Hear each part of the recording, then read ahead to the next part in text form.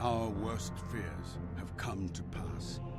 The One Ring has revealed itself, and as the Fellowship prepares for its perilous journey to Mount Doom, the shadow of Sauron stretches forth to reclaim it. In ages long past, the Witch King gathered a dark army in Angmar. Once again, he calls a vast horde from the depths of Khand-dûm to march upon the lands of Middle-earth and lay them to waste. Aragorn and I hoped the Rangers alone could hold back the Witch King's advance, and that Angmar's strength had not yet grown too great. We were wrong. Oh, gosh!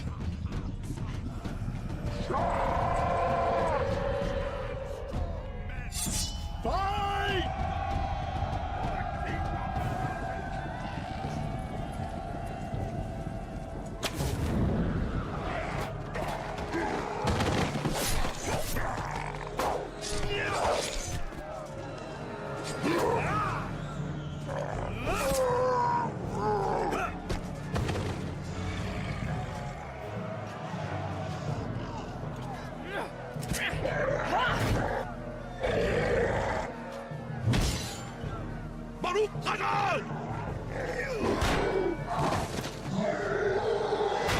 You must unite the free peoples of Eriador and inspire them to stand against Sauron.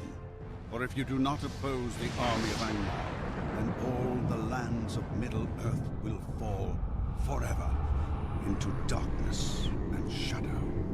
War is at hand. The time is now.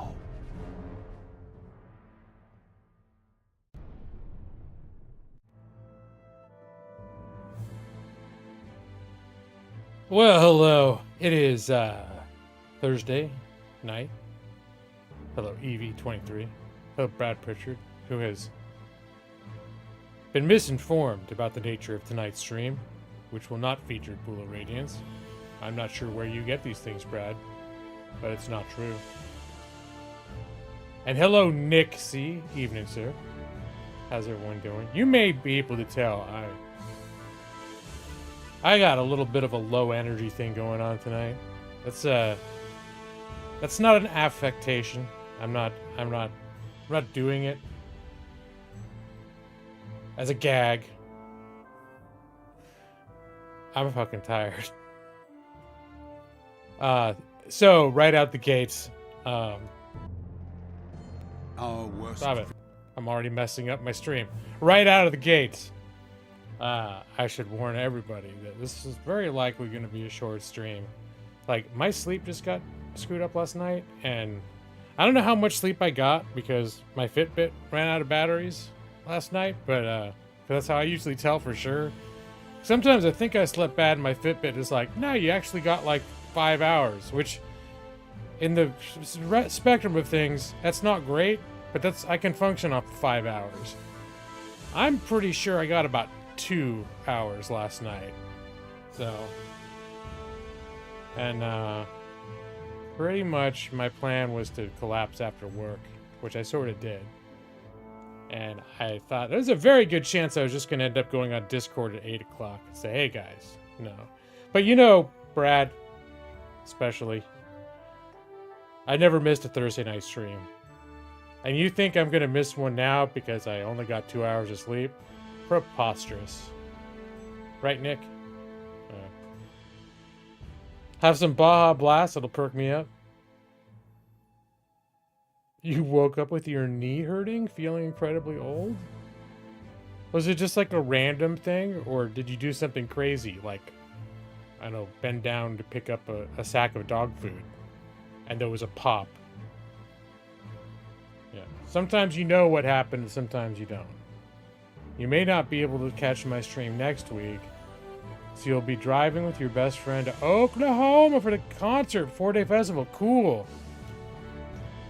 Well, Evie, you know that I expect when I stream, whenever I stream, that you're gonna walk right out of the concert with your phone and watch the stream over the phone. I don't want you in any loud concerts so you can't hear what I'm saying. All right?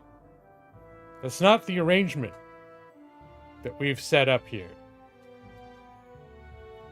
But in all seriousness, though, that's pretty exciting. So, and yes, for the record, I will not hold it against you in the least. It's one of those, like, great life moments, great opportunities to do stuff like that. So you should absolutely do it.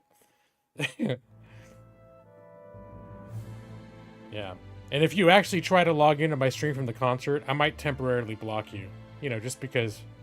Watch the concert, for God's sake.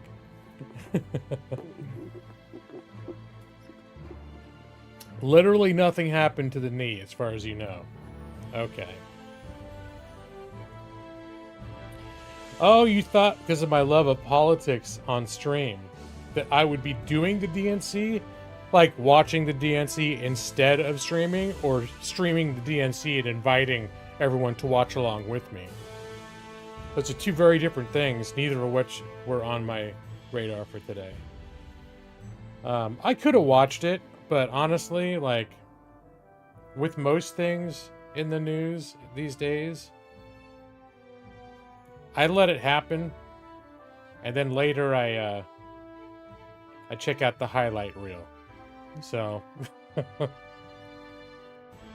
I let a variety of other voices decide what was notable, and although I did catch a clip of the Keenan guy from SNL doing his little sketch about he did a little sketch about that whatever that nefarious, supposedly nefarious plan that they've been put together to, like, rewrite the country if Trump gets elected. But I'm talking politics. Oh, you went to Alien Romulus on Tuesday. How did you like it, Nick? I think well, looks like the reviews are, like, reasonably good. All I know is Red Letter Media immediately put out a review, and I watched the first bit of it, like, before they started getting into any spoilers. And they seemed to have some problems with it, but I like watching Red Letter Media. I don't always agree with their assessment on shows and movies, but I do respect their opinions. I think they're able to articulate their opinions well, even though I don't always feel the same way. But often I do feel the same way. Like, if it's something I've seen, and I'll be like, yeah, okay, I'm on board there.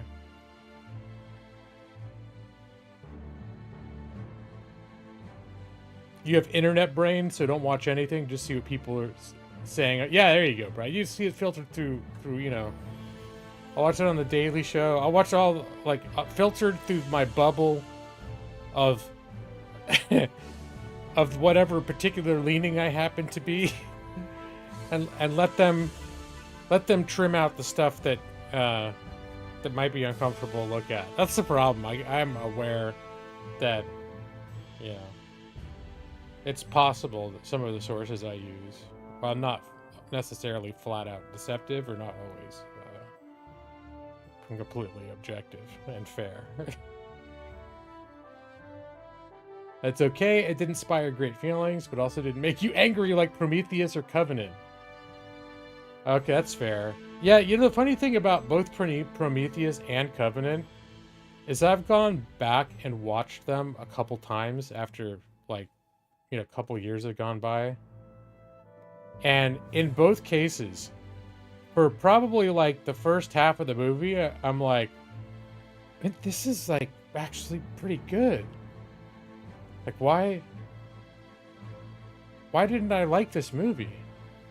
And then somehow just the way that they tie it up, where it goes and how, like, how it gets to the final ending. And I don't even remember. I just know somewhere after getting about a third or halfway in liking it, I end up like, oh, okay, so that's what was going on or whatever. Okay. So you did watch Red Letter Media's review? Yeah, I didn't get really into like any of the spoilers, but did you agree, or do you think you liked it more than they did?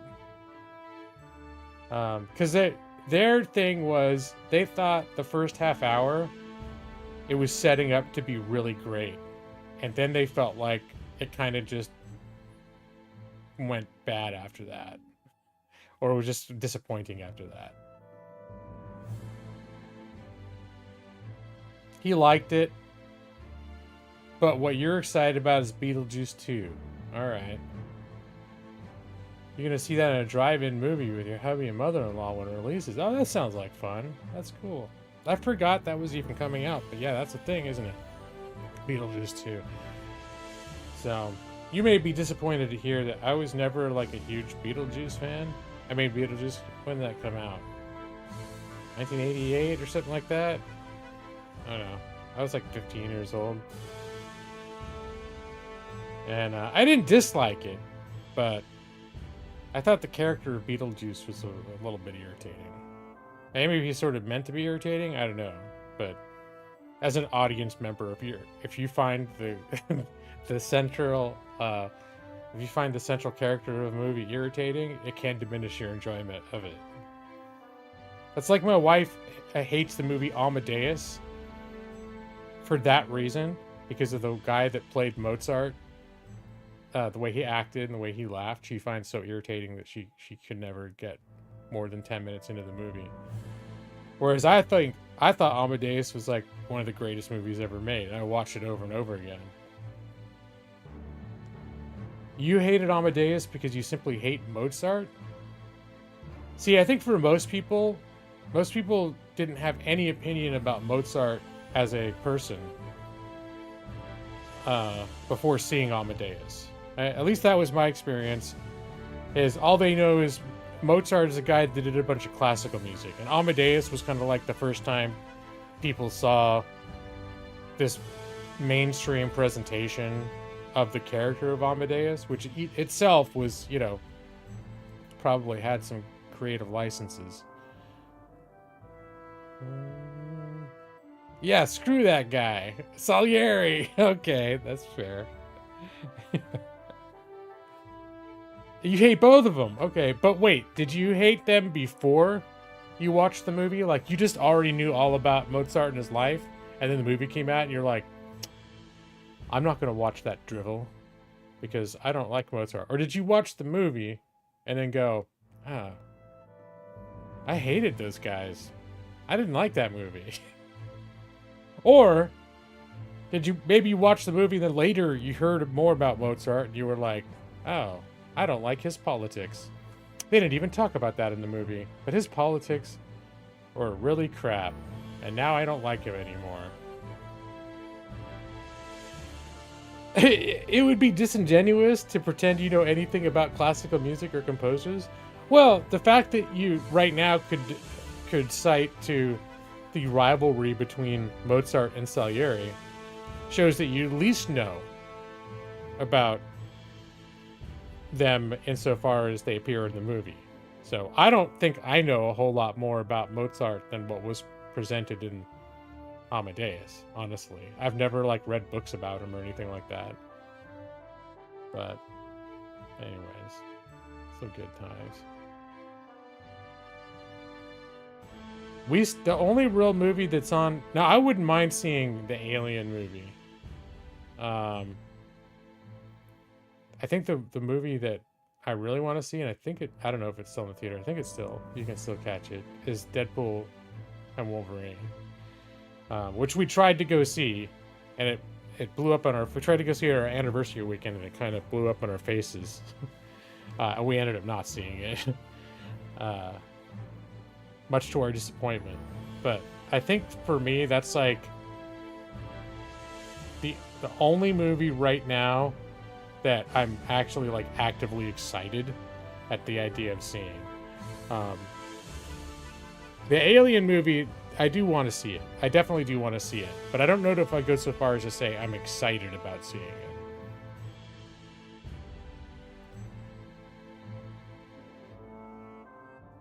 Bad things happened to you in the high school quiz when questions veered in that direction?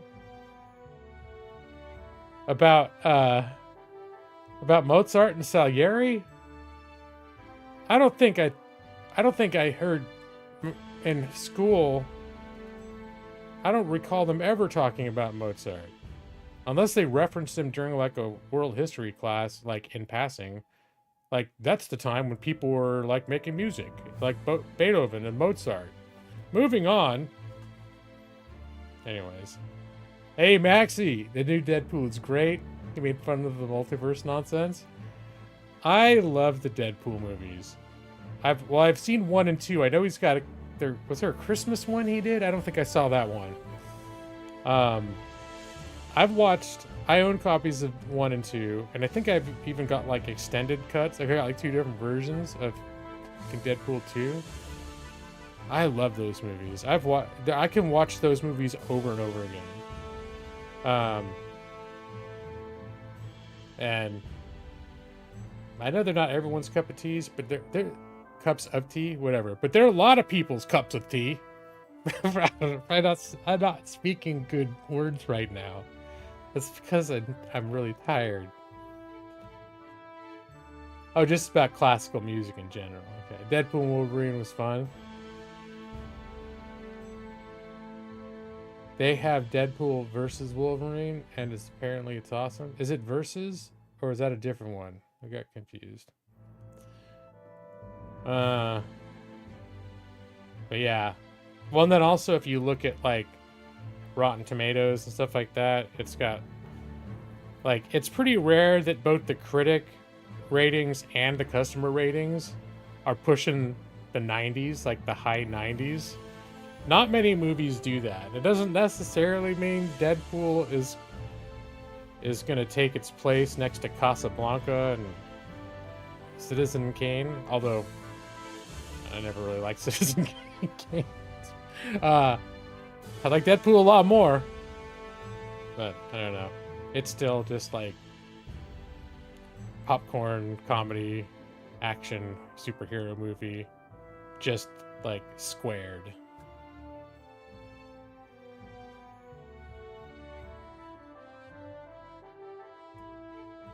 Oh, it's Deadpool. I am Wolverine. Okay. You wouldn't like it. You have no affection for either of those characters. I could see you not liking it, Brad. But you know, when it comes to you, Brad, it's like I'm always curious. I never know, like, oh, Brad like this? I'm usually, any given thing, my assumption is, oh, Brad probably could hate this shit.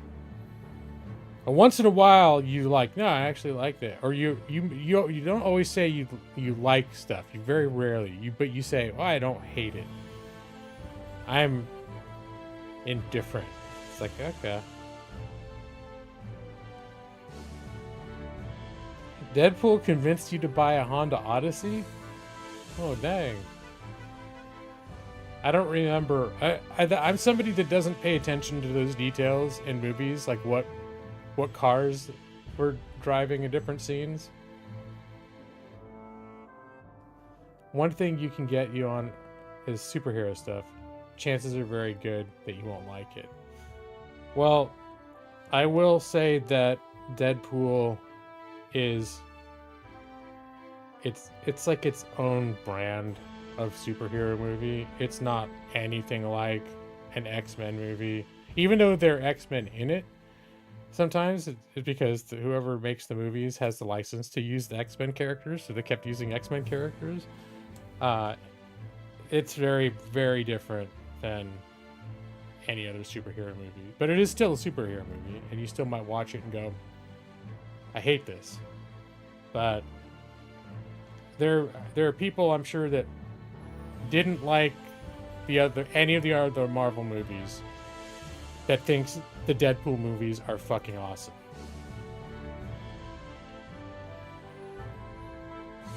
And vice versa.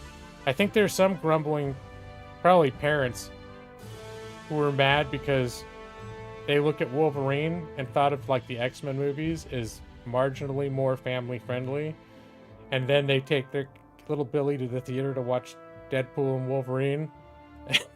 And just say that the kind of humor that's in a Deadpool movie is very not family friendly. It is extremely not family friendly.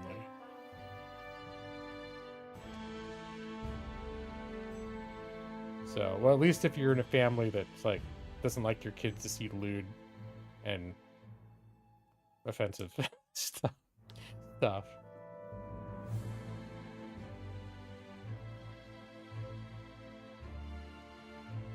Even though Deadpool is satirical of the genre, I think you have to like the other stuff to get much out of it. That's hard for me to say because you could be right. It's such a blind spot for me because like I grew up reading X-Men and I've seen all the movies, and I know that there absolutely are like sort of gags and meta commentary about the superhero genre, but I also think that honestly, like the humor and the delivery of everything would work for. The stuff that's good about it would still work for people that don't have any familiarity with superhero movies. It's just that it still might. You still could watch it and go, "That's fucking stupid," or I don't like. It does. There's no guarantee that you'll like it for what it is either way, right? But I don't know. It's on a ton of streaming services. If you ever have access to it, I recommend you watch the first 15 minutes. And I think by the end of the first 15 minutes, I think at the beginning of the opening scene, to be honest, like, Deadpool's one of those movies that shows you what it is and what's good or what you're going to like about it. It like it bursts onto the screen showing it to you. So it's not a movie that you're going to be like, well, I'll just write it out and maybe it'll get good later and I'll enjoy it. If you don't like it in the first 10 minutes, you're not going to like the rest of it. If you do like it in the first 10 minutes, you are going to like the rest of it. That's my opinion anyways. So if you ever were curious, I think you do not need to waste too much of your life to confirm one way or the other whether or not, in fact, you might like Deadpool movies.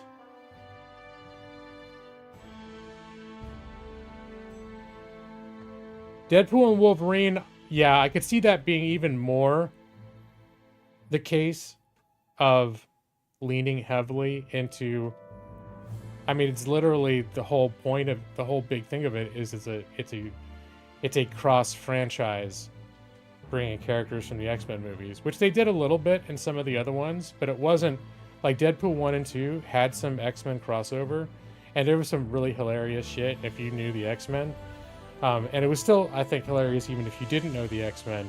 But it wasn't like the movie was like that was what the whole movie was about. Even though they actually did feature somewhat, they were pretty integral to the plot, right? It's got movie homework to do. I could definitely see that, yeah, to get the most out of it. So, Nick, do you honestly, like, you've seen it and I haven't. Do you think someone that doesn't really know that much about the X-Men and Wolverine and Deadpool, if they watched it, they would just like, they wouldn't be getting it? Because in some sense, like, I could think it'd be like if you ever watch like Disney movies, and a lot of the best Disney movies, that, especially the more modern one, like Pixar and stuff, they're layered so that they're showing things that are going to appeal to the little kiddies, but they're also including a lot of really clever humor that the adults are going to get that the kids aren't. And so on some level, it's like, you don't have to, you can be like sort of from different audiences, and there's still stuff about movies like that are going to hit. And you could end up really liking it. That's how I felt about the first couple Deadpool movies. Like, I feel like you could show those to anybody, and if they're inclined to like the things that are good about those movies, they're probably still going to enjoy it. If they think the humor is obnoxious, they're not going to like it, whether or not they're into superhero movies. They might laugh at some bits and enjoy the action, but you'd be missing out on a lot. It's very reference heavy. Okay. Your hubby said to get full of all the jokes in Deadpool and Wolverine, you have to watch a ton of the other movies. And you're like, ick, no! So you do like that. I don't know. I still think probably if you get a chance, if it's like shows up on Netflix or something in a year from now, you should probably just watch it. Because you probably like it. It's just like one of those things. So someone who's watched all those other movies would like it twice as much. But someone who hasn't could conceivably still like it like even a lot. It's just there would definitely be a big chunk of it that would be going over your head, right? But that's interesting. Now I feel like I want to rewatch the Deadpool movies, specifically trying to consider how I would feel about them. If I like, how much of am I laughing at or enjoying because I'm getting the references that someone who wasn't familiar with superhero stuff wouldn't know.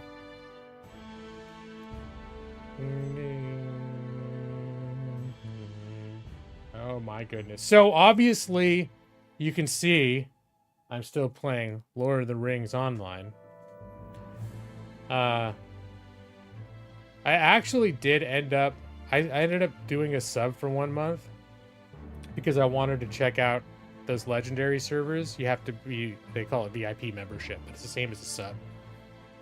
You have to be a VIP member and they have better performance and stuff like that. And I was just curious, and now that I've done it and messed around with it a little bit, I'm not sure I'm going to be making use of it enough to justify it, but I'm glad I tried it out. Yeah, I wanted to see what those legendary servers felt like.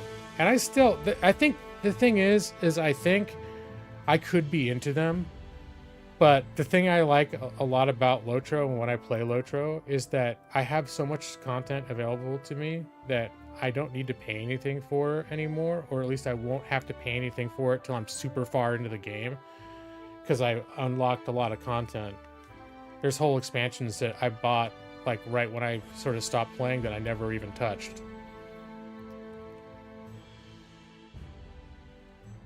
You know how much you'd like the other Deadpool. You liked the other Deadpool movies without references. Meta reference to like the end of Deadpool 2 with Green Lantern and X-Men Wolverine. Yeah, there's absolutely a lot of stuff that if you don't know what he's referencing, it may not be enough that he looks like he's got a silly look on his face or whatever when he's doing a thing, and you're kind of like, what?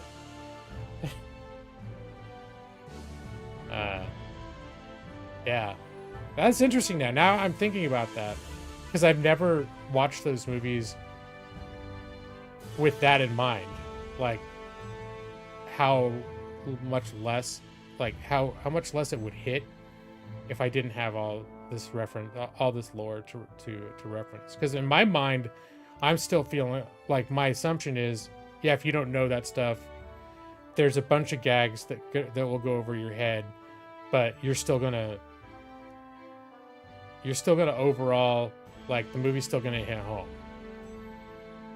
Because the thing is about that movie, it's a little bit like the old, like, the Zucker Brothers movies, like Airplane and Naked Gun, where it's just hitting on all pistons.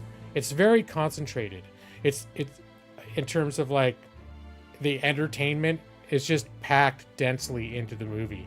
And it's constantly just packed with exciting, funny, blah, blah stuff happening, right?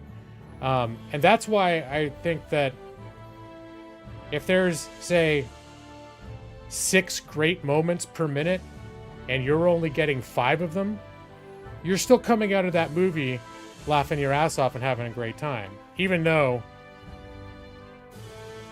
like, 1 in every 6 gags you didn't get because it was referring to something that you didn't know what the fuck they were talking about. But it could be, if I looked at it more closely, that it's the other way around. It's that 5 out of 6 are things that you wouldn't get. And so it's just every once in a while you're sitting in the theater, everyone else is laughing, and you're like, what the fuck is they talking? And you come out of that movie going, what was that? You know, I don't know.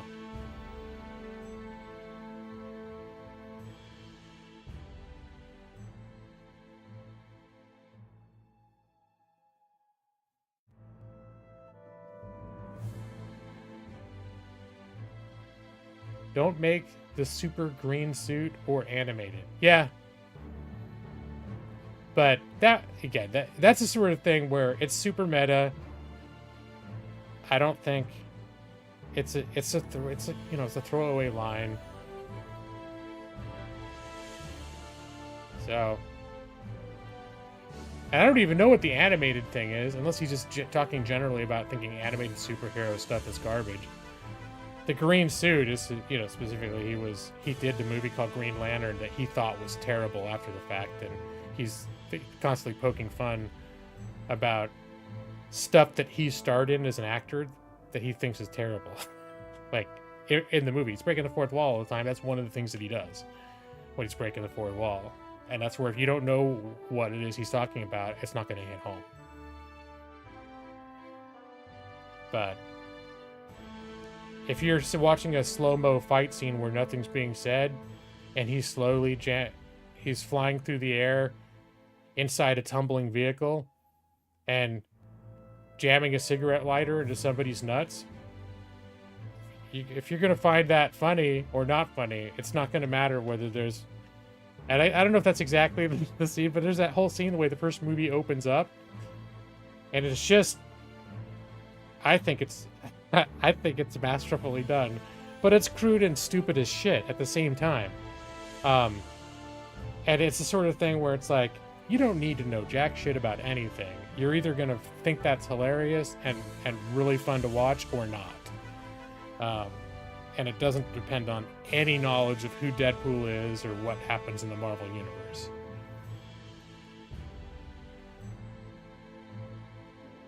Oh, his suit and CG was CGI. See, I didn't know that. I never watched the Green Lantern. I heard it was bad, so I never watched it. So, you know, which he's probably grateful for. There's plenty of jokes that stand alone as well. Yeah, I'm gonna do that at some point. Rewatch it, because I honestly couldn't tell you how much of the movie does stand on its own without the references. Like, I can't, because I never experienced it to have with that problem, you know. But my sense is he does a lot of goofy stuff that's going to seem just funny to anybody who's watching, and the gags will be funny to anybody who's watching, and you don't need any special knowledge for them to be funny.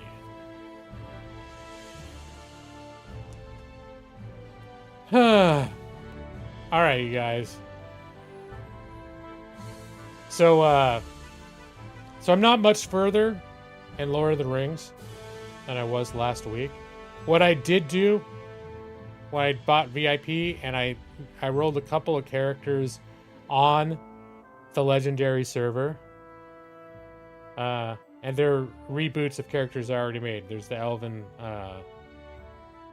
the Guardian. And I also made another, Brad Rond on the Legendary server. Because this is sort of, for me, the two sort of extremes that I want to play. The bulky, slightly slower paced Guardian, and at least now the way that they have minstrels, they're on the more faster paced side because they have pretty good DPS and it's ranged DPS.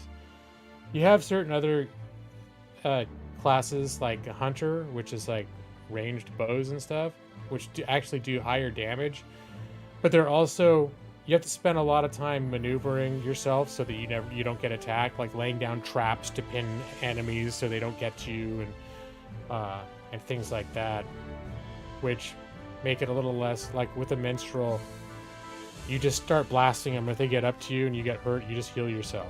So it doesn't matter.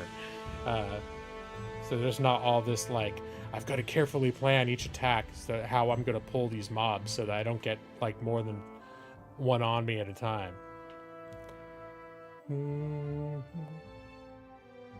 So I think I'm going to play the regular. server. That's the only question that I had to determine. And the thing is, the legendary servers are the new, like, big hot thing right now. That's a big deal about Lord of the Rings online. But I don't know if it's something that's gonna, like, if that's gonna make a difference in terms of what you'll see moment to moment if I'm playing one or the other. But it does do some pretty cool stuff that the regular servers don't do. And I haven't noticed that the quest progression is actually different. There are more quests in the legendary version that were cut out, I think, for brevity in retail over the years that are still in legendary. It's, at least I think I noticed that happening. Because I sort of will play a little bit of legendary and a little bit of retail and go back and forth a little bit. And I actually still might continue to do that. Let's see, but let's go. Let's do this. So what else have I got? I've been playing this week. Have I played anything else? I downloaded the Diablo 4 because it's free to play on Steam through this weekend, and I've been curious to try it. It's on sale too, and I've been curious to try it, but I haven't played it yet. And I got a yeah, and it's actually verified for Steam Deck, Evie. So if you're curious to try Diablo, I think it said it was last night when I looked, and it said for the next 5 days, which would carry you through the weekend. It's worth checking out. And if you started playing a little bit and decided you thought it was awesome, it is on sale right now too, like 50% off. Of course, 50% off is still $30, so it's not exactly like super cheap, but it's probably the kind of game that if you like it, it's probably worth paying that much for. Nick, did you ever play Diablo 4? I think you were big into Diablo 3, weren't you? Okay, yeah, okay, here comes Nick. Diablo 4 was fun for a bit, and after you reach a certain level, it stopped being fun pretty quickly. Free's a good way to try it out. Okay. Oh, the Callisto Protocol is free on Epic right now? Cool. I think Brad. Oh, they're doing that fucking thing again. It's not registering my default speakers. You son of a bitch. Callisto Protocol was included in a Humble Choice, their monthly thing, a few months ago. So Brad and I both already have Steam copies of it. And I haven't tried it yet. It launched in a bad state. I've heard that they've vastly improved a lot of the issues. So it's definitely, I would say, probably worth checking out.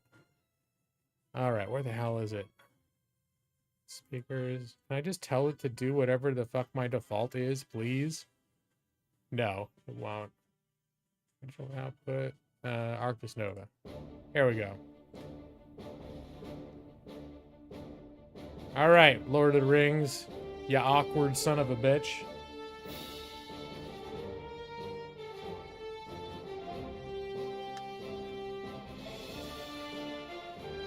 You think you're burned out on ARPGs of that style permanently? You enjoyed Grim Dawn, but you can't grind for gear like you once did. I've never really gotten super into those kind of games. When Diablo 2 came out, I think I did put some hours into Diablo 2, but I never, not enough to finish it.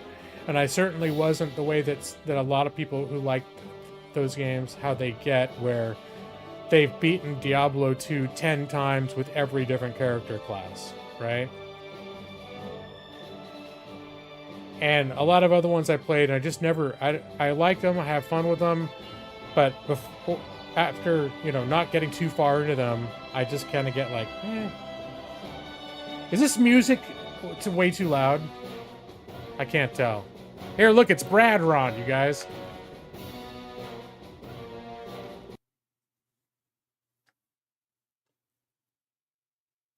You were big into Diablo 1 and 2.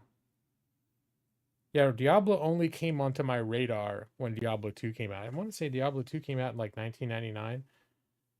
which was within a year of the first gaming PC I ever owned. I mentioned playing Ultima before, but Ultima wasn't on a gaming PC. That was my Apple IIc from the 1980s. And yeah, the next time, I think we had a Mac at one point too, like a 1980, late 80s era Mac. Neither one of them were very powerful game machines, but the Mac I did play like the first to Civilization, and I played the first SimCity. A couple of the big franchises I played on there. It is a bit loud. I think now that I'm in game, because I think I recall it, at least I think I recall that maybe the main menu music was really loud, and that in game it wasn't. But we'll see if it starts picking up, like getting loud in game. But for now, I think I'll leave it as is, because it seems like it's quieted down quite a bit. You spent like 2 whole years of college majoring in Diablo 2. Okay, so I guess it's fair to say that you were a fan of Diablo. Did you ever play Path of Exile? That's sort of the other one, especially about the time that Diablo 3 came out. And it came out to a lot of people not liking the state of it. Path of Exile is like the free game that everyone thought was amazing. Like people who are serious into those games or get serious into that one. You found it too daunting? Yeah, I think that's the thing, is the way that the people who are into it because there's a million ways to like build your character and optimize your character, and probably also a million ways to fuck it up. So Path of Exile 2's beta is starting soon. All right. Yeah, that's a game too that in the back of my mind, I've tried it a couple times. I've enjoyed it. Never got too far into it. And same with like Diablo 3. I got Diablo 3 at, it went through that cycle as well, where 3 or 4 years after Diablo 3 came out, all the stuff that people hated about it when it released had mostly been fixed. And at that point, everyone said, and now Diablo 3 is actually a pretty good game. People who played all of them and who played Diablo 2 when Diablo 2 was new, it seems like none of them will ever yield that any game is better than Diablo 2 was. But that's one of those cases where I'm not sure how much nostalgia is playing into that. Diablo 3 with the expansions was pretty good, but I don't really like the thing where you can respec at any time. Too casual. Does it feel like you're in cheater mode? You're hitting the tilde key to open the console. This looks like just the thing. Wait, what's this? Oh yeah, I think this guy was this guy wants to throw a. I did come to the Shire because I got a piece of mail saying this guy wanted some help. And then I was watching some YouTube content creator who does a lot of Lotro stuff that I kind of respect his videos. He did a video saying the stuff he recommended for new players in Lotro to do, which even though I've played hundreds of hours in Lotro in like 2009, at this point, in the grand scheme of things, I consider myself to be mostly a new player again. He specifically called out this guy Bingo Boffin because he sends you wherever you are, like you start in the game, you get a piece of mail from this guy saying, if you happen to be in Mikkeldelving, stop by, I could use some help. And it's him he's lonely and he wants to throw a dinner party. And so he's having you run little errands for him to help him like figure out how to plan this dinner party, which is a very hobbity sequence of quests. And I came to the Shire because there's also Lord of the Rings Online has a ton of seasonal events. I think it's still going, or was it canceled? There was one called like Farmer Fest or something. Festival. Oh, I think the farmer thing, I'm actually kind of curious to run to see if there was some big farmer fest going on. And I logged in last night and it was in Bywater near Hobbiton. And it was all these, it was like a, sort of like a farmer's market festival type thing. And there were all these things to do. And it was kind of chill and kind of fun. And I was messing around with it, but there was a ton of things to do. And if you did all of them, you get like a Lotro's equivalent of achievements and bonuses and things like that.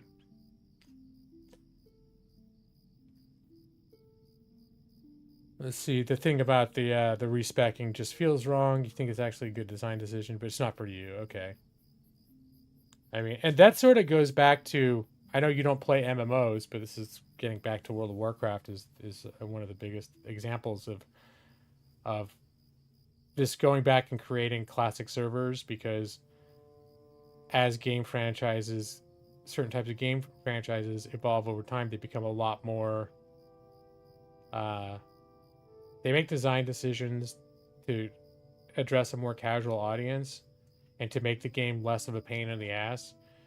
And that was the thing is, you know, before World of Warcraft Classic came out, the famous, there was like a convention, I think it was a BlizzCon, and people have brought up to like the lead designer of either the head of Blizzard or the lead designer of World of Warcraft, saying like, would you guys ever consider officially releasing like a classic server of vanilla World of Warcraft? And the famous line, him saying,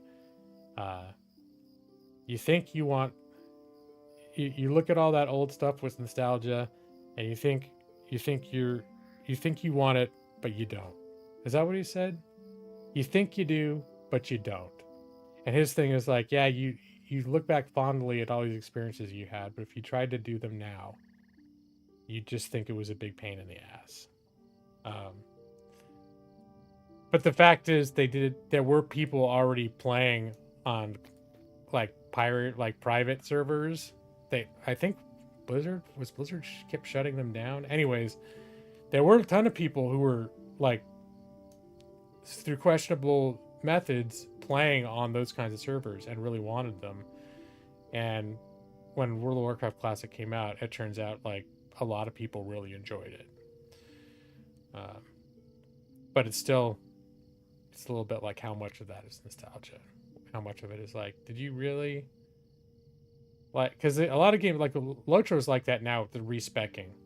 They have specs in here, and at any time I can just respec, and I was like, oh really? And before, they made you fucking work for it. Like, you could still do it, but you had to like go to a special trainer and only in very specific hubs in the game, and it was expensive. It was like not something you would do lightly.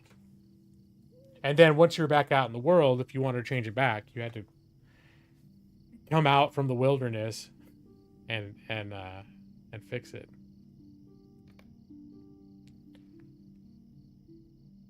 All right, what's this guy doing? Okay, so I think I got him a cookbook from Tuckborough. That was the last thing he asked him, and I just brought him back the cookbook. This looks like just the thing. Wait, what's this? This looks like just the thing, Brad Rond. Thank you. Bingo takes the cookbook from you and begins to leaf through it. When a folded parchment falls out from between the pages, the curious hobbit picks it up and unfolds it. What's this? Why, it's a map. Someone left a map in this cookbook, Brad Rond. Barrow Downs, Weather Hills, Stone Troll's Glade. Look at all these pictures, my friend. Do you think these are real places? Bah, I cannot let my mind wander to these places. I have a party to plan. Bring this map to the Matham House, Bradrand. I do not need it, and I do not want it. The Matham House is a place where, like, it's like a museum. And that's a very hobbity thing, like Bilbo before he went on the adventure. I won't be going on any adventures today. Thank you very much. Good morning. So, respectable hobbits. don't go on adventures. That's why he's having me run all over the world.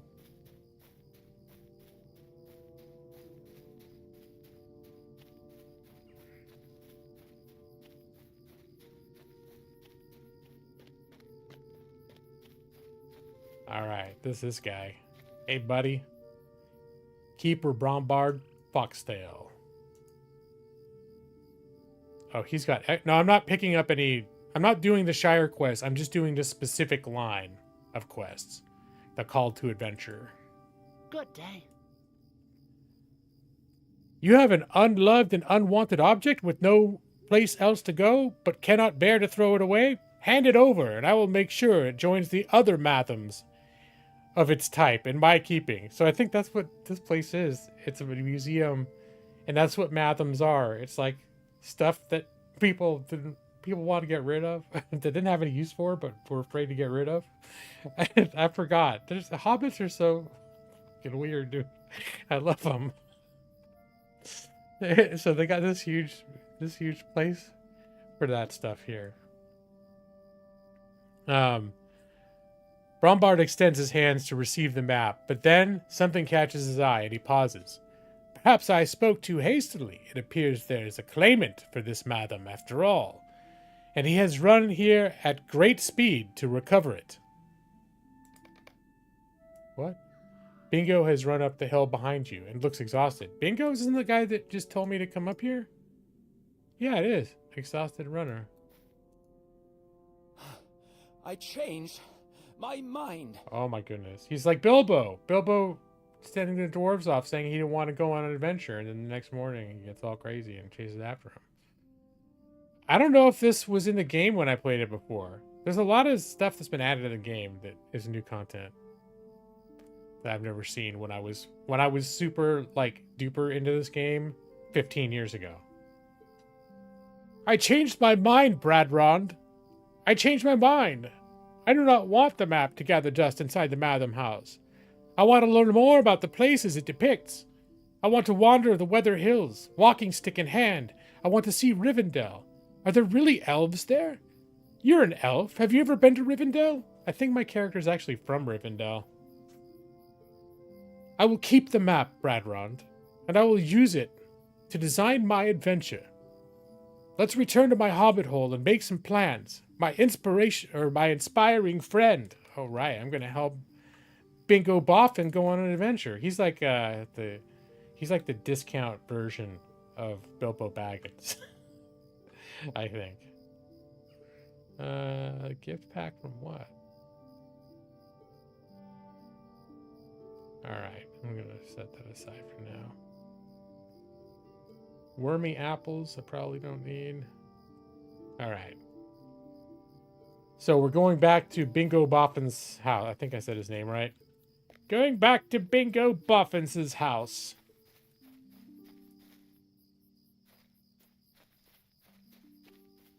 Yeah, I really like the Shire and leveling characters in the Shire, but I've done the Shire starting area so many times over the years.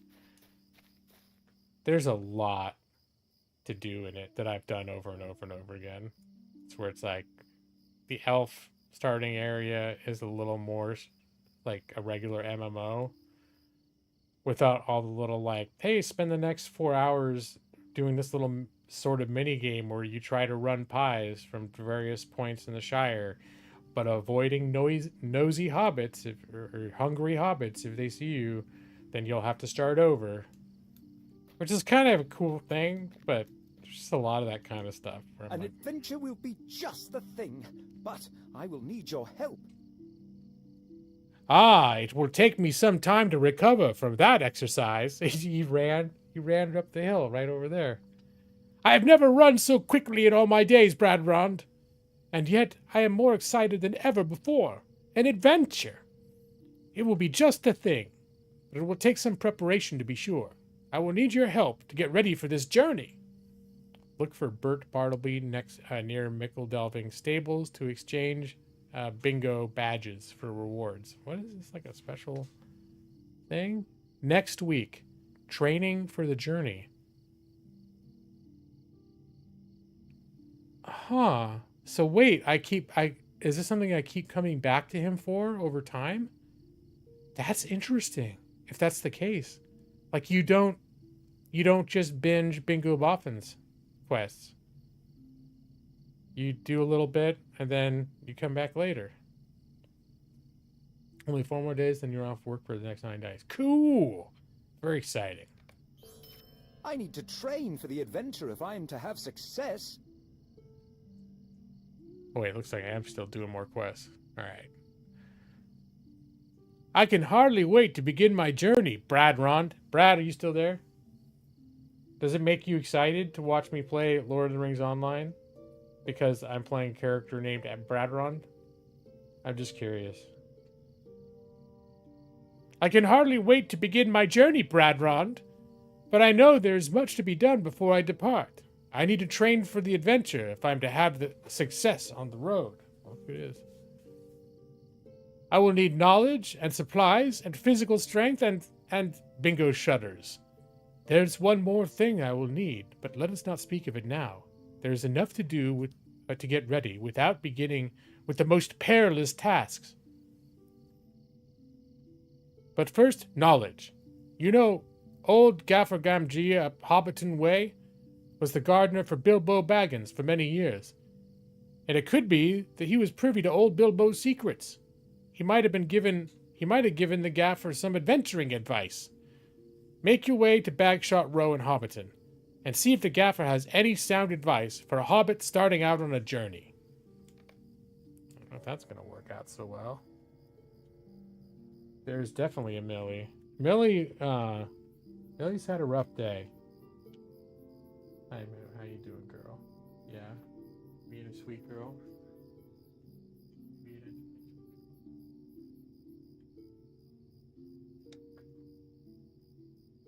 Go ahead, carry on. You just mind her own business, and I interfered. So like I told you, I barely slept last night, which means that when I did fall asleep, like usually I wake up about an hour early before I need to, and I take her on a walk in the mornings. And then after work, once the sun goes down, I take her on another walk. And I play with her throughout the day. I did play with her a little bit throughout the day. We did that part. But I slept basically until I absolutely had to get up and start work. And then once I got out of work, I basically ate something and then laid down. Until literally 5 minutes before I started this stream. Which I almost didn't do because I was tired. So Millie, when she doesn't get to get her wiggles out, she can get a little bit crazy. A little bit difficult to deal with. But you're doing real good right now, huh? Yeah, let's just say she's engaged in some activities and some behaviors today that were not. There were more extreme versions of like the stuff we don't like her to get into. I don't know half of you half as well as I should like, and I like less than half of you half as well as you deserve. That's right, Mike. That one's still. I have a hard time deciphering. I worked it all out once, exactly what it meant, and I think it was kind of an insult. I think it did turn out to be kind of an insult. I like less than half of you, half of well you deserve. But I don't know. It just could be nonsense, logically. How you doing, Mike? Kind of random, but have you seen the Gomo pizzas at Walmart? They have unique flavors and they're Deadpool and Wolverine themed. Oh, DiGiorno. No, I haven't. I mean, no, I haven't specifically seen Deadpool and Wolverine themed DiGiornos. Mostly when we've gotten DiGiornos, it's just the regular. Well, we get different. There are different DiGiornos. I think regular supermarket. Is it only at Walmart? We just haven't gotten DiGiorno in a while. But we have gotten a lot of DiGiornos, historically speaking. We don't typically do our shopping at a Walmart, though. It's not that we never go to Walmart. They got the stuff here. I don't know if it's everywhere. But there's the neighborhood market Walmarts where it's just a grocery store. They didn't used to have those when when I was growing up. That's where it's one of those things where it's like, I don't know if they're everywhere now, or it was something that was always regional and just wasn't where I grew up. You don't know if other stores have them. Probably if it's DiGiorno, other stores do have them. Because DiGiorno is a national brand. But sometimes you get a national brand that will strike a deal with a particular chain to have like, this is the only chain, this is the only place where you can get this special, you know, type of Dorito or whatever, you know. All right, I'm going to Hobbiton. Your local Walmart has the Deadpool and Wolverine pizzas. Is there anything, let me see, did you mention? They're unique flavors. Do you remember like what the flavors are? Like, is it something that's unusual, or it's just like, yeah, it's Italian sausage and mushrooms and olives. It's like, well, how is that? Why is that a Deadpool pizza? I don't know. It's like a million other pizzas I've eaten. But it's like, no, a Deadpool pizza has got like, it's got pineapple and jalapeno and horse cocks on it or something. It's like, what? What'd you put horse cock on a pizza for? Because it's Deadpool. That sounds disgusting, but at the same time, I mean, would they put it on the pizza if nobody liked it? Maybe I should give it a shot.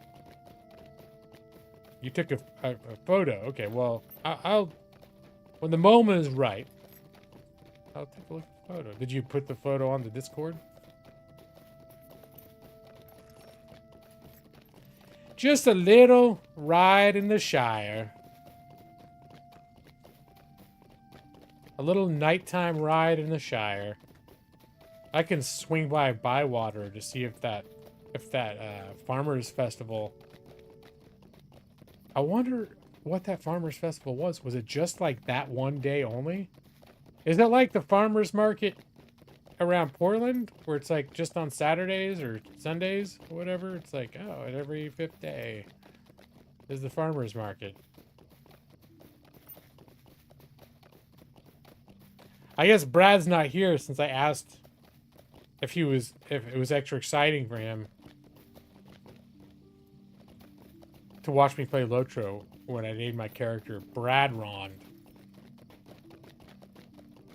Or he is here and he's just he's so disinterested that he just can't be bothered to answer. It really could be either way.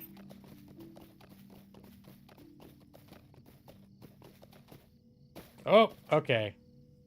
Based on all the lag I just got, I'm thinking there still is an event going on over here. Alright, I'm gonna get off my horse. And I actually, the lag was so bad over here because there's so many people that last night I actually specifically logged out of this server and logged into the legendary server to see if it performed better.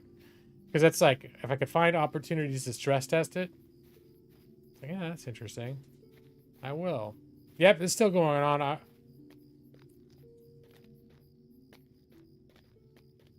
The quests here, they're kind of unique, but they're also a bit tedious.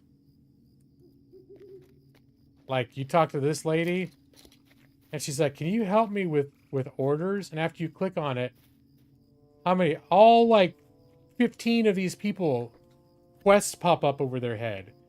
And each one of them has some special thing like, get me 6 green apples and 5 red apples and 2 brown apples and 4 of this other kind of apple. And then you have to go through all those apple crates until you get the right amount of each type of apple.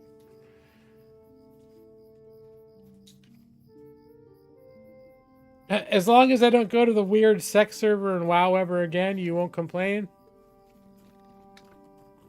I was pretty proud of that. I made that character called Balsio. I don't know if it was so much that I was enjoying the sex server per se, as I was enjoying role-playing as Balsio and the scenario of Balcio taking his vacation in a place that has become the most deviant location in WoW and not realizing it, being nostalgic for like, oh, my parents brought me here, like when he was a child, and he's looking forward to this relaxing getaway, and he gets there and there's 200 people in their underwear shooting rainbows out of their dicks. Anyways, good times. Does this game take place during the War of the Ring? Yes, it actually takes place. It takes place parallel to the books. And so what you'll find is if you're playing like a Hobbit, the very first scene, like in the tutorial time, is you crossing paths with Frodo and Sam and Merry and Pippin on the road out of the Shire as they're being stalked by Nazguls. And they run off the road. It's like a scene where Frodo's like, get off of the road. Except in this instance of it, you were there on the road. You were talking to him for a second. Then he ran off the road. You're sitting there holding your dick in your hand when the Nazgul runs up and it's like, where's the Baggins? So it's sort of like a remix of stuff that did happen in the book. Because Nazguls obviously did come across people in the Shire and were asking about Frodo. We know that was happening. But there was never someone that ran across Frodo in the road and Frodo ran and hid, and then that dude was just like, huh? And that's a little creative license. But especially if you play The Hobbit Start, you'll find pretty much everything. I don't know how much if you've read the books, but like in the books, the first night or two that they're out, they leave Bag End. They're heading east, and they get to a little place where they run into some elves, and the elves they've been hunted by Nazguls. The elves set up a little camp and sort of give them like a safe haven and feed them and everything else and talk with them. And it's not in the movies, but it's a place where if you're walking in their footsteps, you can get to that spot and you can find evidence of that camp where they had been with the elves. And I think if you're following the quest lines, by the time you get to Rivendell, you're actually at Rivendell at the same time that the Fellowship is there first forming. So you end up having quests, and it's kind of cool. It's actually, I think, really cool especially if you're a fan of the books, the way they're creative about it. But there's like a whole quest where Frodo's trying to figure out like if he wants to take this burden or volunteer for this burden to take the ring to Mount Doom or just go home. And it's late at night and you run into him like walking around outside, just like trying to mull this over in his head. And the whole quest is just walking with him while he's thinking this through to himself, like talking to you, using his soundboard, talking this through to himself about what he's going to do with that. And it's moments like that in this game that really made me think like, yeah, it's an MMO and it does a lot of the grindy MMO stuff. But if you're a fan of the books, like there is no greater love letter than this game in terms of like any game that's ever been made. And like they really, yeah.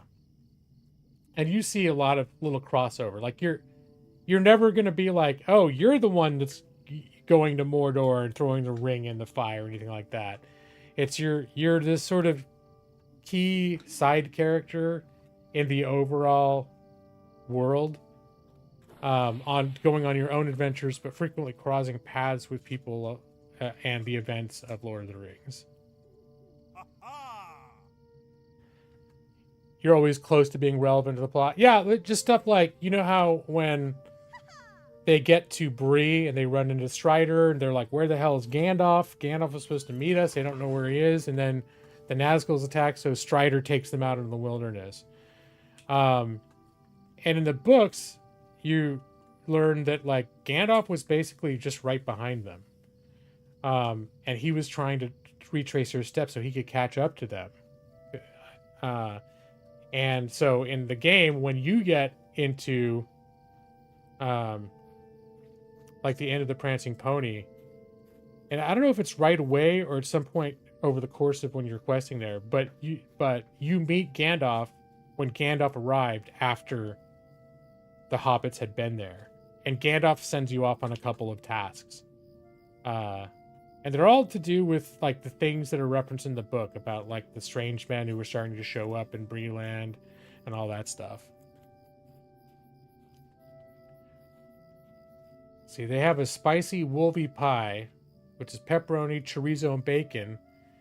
And then one called the Wade Special. It's pineapple and olive. That Deadpool ordered in the first movie. Okay, that's cool. I mean, that definitely ties it to Deadpool if he ordered that pizza with those toppings. Gimme Chimmy Pizza has cumin. Interesting. Diced tomatoes, jalapeno peppers, and a little taco beef. So taco beef balls. All right. They also have a maximum pep, which is regular pepperoni and diced pepperoni slices. Okay. Next time you get a prostate exam, you're gonna shout, "Shah!" Yeah. I'm gonna do it like the Nazguls did it in the movie. Shah! Get like they grab your tusk. Shah! You're always close to being Ralph in the plot. Yeah, that's what I was getting at. Although what ends up happening is you do become kind of a heroic figure in your own right. And you become sort of a hero that's dispatching with other major threats of the enemy that would have may have been the thing that like ends up overrunning Breeland, or may have, and they tend to refer to stuff that was happening in the books. And I don't know if some of it you had to really dig into some of those like supplementary books that Tolkien had tons of notes and everything. But a lot of what's going on that you're dealing with is stuff that's referenced as like, they'll just say stuff like, "Oh, strange happenings, strange rumors abound outside of the Shire," and there'll be little things in passing, and when you're out exploring around, it's like it's the stuff you're dealing with are those, the source of those dark rumors type of thing, which is kind of cool. It's hard to tell from the movies, but the time between Bilbo leaving the Shire and Gandalf sending Frodo off on his quest is 17 years. Yes. Yeah, Frodo's 50 years old when they do that. And Hobbits age a little bit different, but having him be 50 would probably be the equivalent of somebody in their early 30s. So that was one criticism when they cast Elijah Wood, who was I think he was 17 when he got cast. Maybe he just turned 18. They're like, yeah, I think they casted the Hobbits a little bit young. Which I don't have a problem with it. But if you're a purist, if you read the books and you went into the movies expecting them to accurately reflect the books, if you see a 17-year-old actor running around being Frodo, and you're like, dude, it's supposed to be middle-aged. Like, why did they have this kid being Frodo? It was one of the things I actually didn't like when I first watched The Fellowship of the Ring. I had mixed feelings about it. Overall, I liked it, but there was a lot that I was just not sure about. Especially having read specifically Fellowship of the Ring multiple times by that time. But as I've mentioned, the first book is my favorite. I've reread, especially the first half before they get to Rivendell. I've reread that starting from when I was a kid. After I read the original, all of the books, I reread the first half of Fellowship of the Ring a ton of times. And then once it got to Rivendell, I'd get bored and I'd stop reading it. And then a couple of years later, I'd start over again. Like, oh, this is really cool. And then I get to where they get to Rivendell. They spend 75 pages in Rivendell, sitting on their asses, telling stories and singing songs and shit and reading poems. And it's just like, oh, god damn. I stall out. I've stalled out many times attempting to reread Lord of the Rings when they got to Rivendell.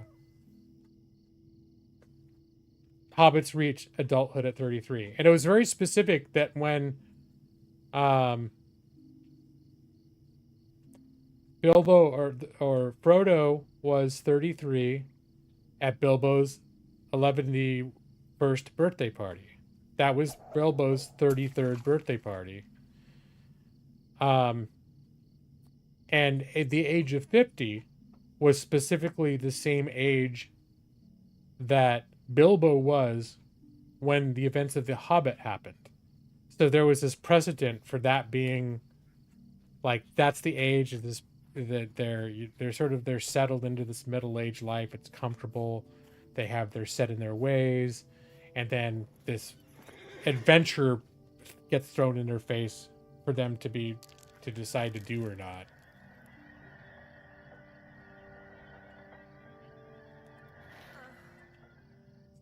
I don't know what that freaky music was. Anyways, I'm not here to do the farmer festival. I was just curious to see if it was still going, because I thought I had a quest associated with it, but I might have satisfied the quest just by participating in some of the activities last night. Goes to the photo you took of pizza on Discord. If curious, I may take a look at it later. I don't think it's something I'm gonna stop the game to go look at, but I will take a look at it later. But thanks for sharing that stuff, Evie. Appreciate it. Because I do like me some pizza. I think this is well known.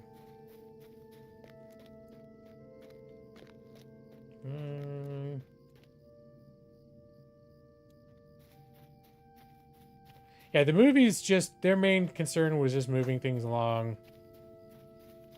And there's a lot of stuff that, I mean, one could argue it's really not critical to the plot in any way to be like, all right, so let's have 17 years happen and stuff. Like, a lot of people got upset because all this stuff in the Old Forest with Tom Bombadil, and then when coming out of the Old Forest, there's things with the Barrow Downs, like they run into undead and stuff. And a lot of people think those are really cool sequences. And all that stuff is in this game. I think that's another thing where people who are true fans of the books are like, oh shit, like all that stuff that the movies left out, all that shit's in here. If it's in the books, you can go there. You're probably gonna be dealing with it in some way or another. They don't even mention the green or the Old Forest at all in the movies. They just skip straight from... Don't they skip straight from Buckleberry Ferry to Bree? There's a shit ton of stuff that happens between Buckleberry Ferry. Where's Breeland? Here it is. So Buckleberry Ferry is over here. It goes over to Buckland. Where Mary is from, and Bree is over here, and so in the books, they come here. Frodo bought a house that was his pretense for leaving the Shire, was that he was going to move here because it was kind of out of the way, and then the plan was get to the house and then just keep going east, right? But as far as they thought it was going to buy them a whole bunch of time to prevent like a bunch of buzz about his leaving if they planned it this way. And then he goes in the Old Forest. All this shit happens. Tom Bombadil is there. Then they leave Bombadil's house. They go to the Barrow Downs, which is like ancient burial mounds, and all this scary shit happens. And then they get out here, and then they get to Bree. And this is actually like a fun sequence. A lot of this stuff is kind of cool. But I think Peter Jackson was basically just like, do we really need any of that? And arguably, there was some things that Tom Bombadil said that helped you understand the nature of the ring. But I think that basically Peter Jackson's answer to that was, well, that's nothing that we can't just present to the audience in just a 5 seconds of exposition during the opening narration or something like that, right?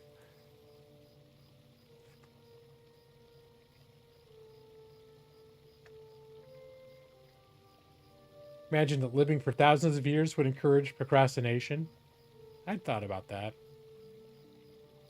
What it, how different uh your approach to life would be if you were like if you're an elves don't just live for thousands of years. They're immortal.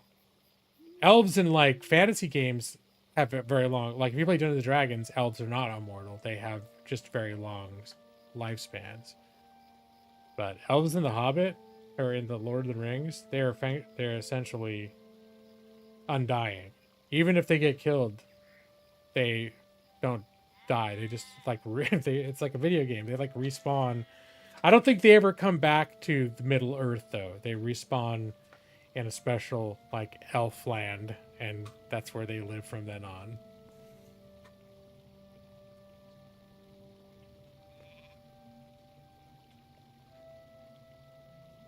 See, you're okay with that? All things considered, Lord of the Rings is easily the most admirable effort to adapt the written works into a visual medium. I agree with you, Mike. And honestly, I'm a huge fan of the movies. And the more that I watched them, the more of a fan that I was. And once like the extended editions came out, I watched the hell out of all the bonus features, and I think the more and more I saw, the more I realized like Peter Jackson was like just and so many of the people involved in the making Lord of the Rings were just, it was a labor of love. And I feel like based on my whole knowledge of everything of like how they made those movies, I feel like every decision that they made was carefully considered, and it wasn't just like, well, the test audiences are going to like it better if there's a sex scene before Frodo leaves the Shire. We're just going to have we're going to call her Debbie Dobbins, and she lives next door. She's got big tits, and she's going to run in when Bilbo first leaves the Shire on Frodo's birthday. Debbie Dobbins is going to rush into Frodo's house and comfort him by offering certain nefarious acts that we're going to show. We'll be very tasteful about it. Okay, I'm going to stop. Hey, did it go? You're alive, dude. Welcome, man. I'm in the process of catching up with chat right now. I've fallen behind, which is something that I do. Because every time I read a comment, I go off for 5 minutes. You may have noticed this about me when you've been in here before. To be honest, the extended edition adds a lot that takes away from the experience of the visual medium. Well, and I think ultimately that's like why they cut a lot of that stuff. Because they filmed a shit ton of stuff and then decisions were made before it hit the theaters. Let's just get rid of that stuff. But I think there's a lot of times when there's stuff hits the cutting room floor, they may be scenes that the writers, the directors, or certain people were like, that was their baby. They loved it. But they were, maybe someone helped them realize, or they, in some sense, realized, like, I really love this scene that I made, but it's going to serve the best interest of the movie if we just cut it out. But if you're getting extended edition, you're like, hey, all this shit that I loved, these scenes that I loved, that we ultimately decided were not good for the overall flow of the film, we're putting them all back in there, and we're going to advertise that that's the whole thing that we're giving you now is this extended edition. All the shit we cut, we're putting it back in, and if you like that sort of thing, here it is. Yeah, I think for many years, all I ever watched was the extended edition. And there's some stuff in those extended editions that I really do like.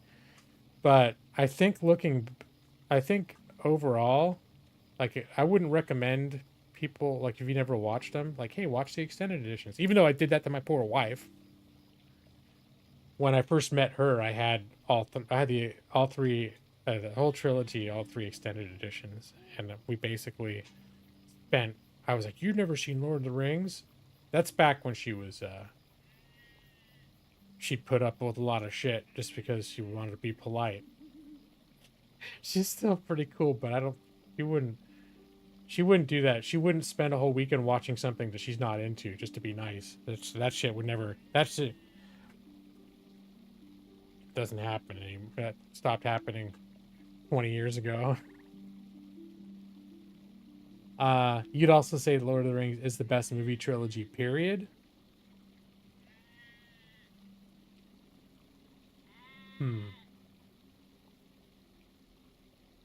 I think in some ways you're right. It's hard to say because I have these weird biases, right?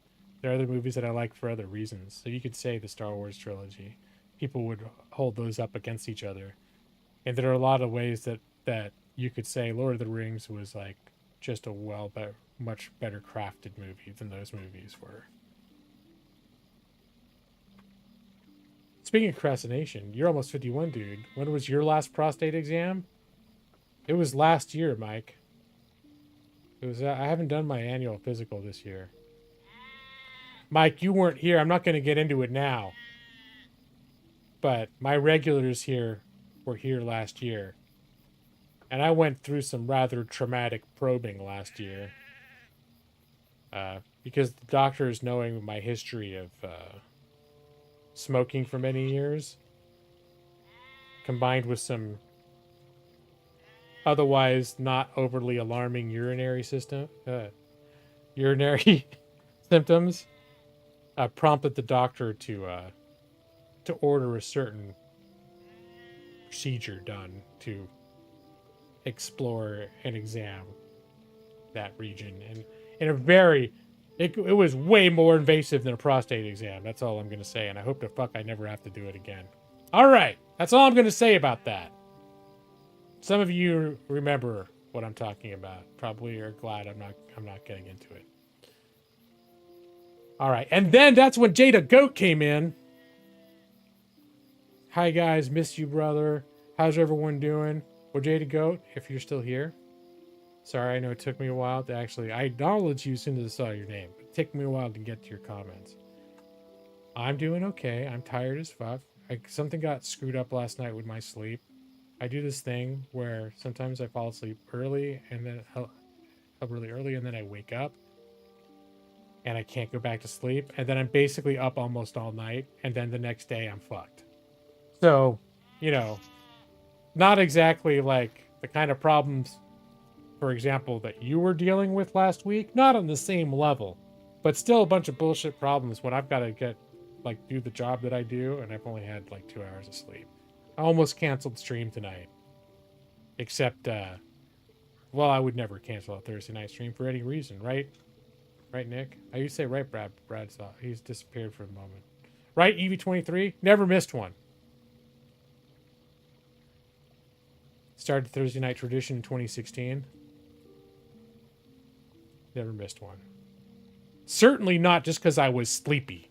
Would never cancel a stream because I'm just sleepy. What kind of bitch move is that? Not I. Never. Right, EV23? Never do it.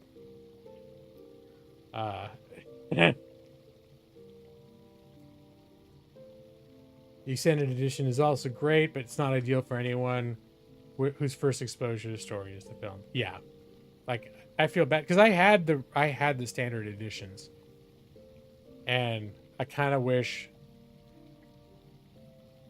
I think it was a mistake to sit someone down and say, "Here, watch, watch these extended editions."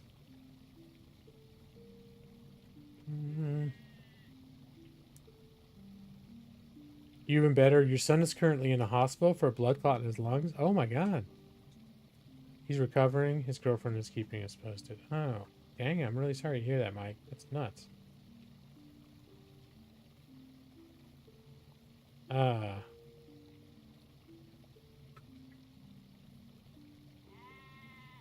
Wait, is that one of the sons that I met? Or was it at VidCon or on the phone at VidCon? One of those guys?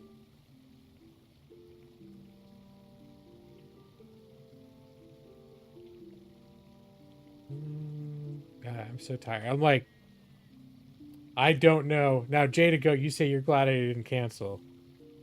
The stream could still stop at any time. I'm like literally like, oh, just a little bit out of it. And I'm definitely not streaming till midnight like I normally do. I used to try to end my streams at 10:30. I'm on Pacific time, so like right now it's 9:40. I used to originally tried to set my streams for like 10:30 stop, and I just never stuck to that. So now it's always usually between 11:30 and 12 is when I stop. But I don't think I got that in me today. I could stop in 10 minutes as far as I know.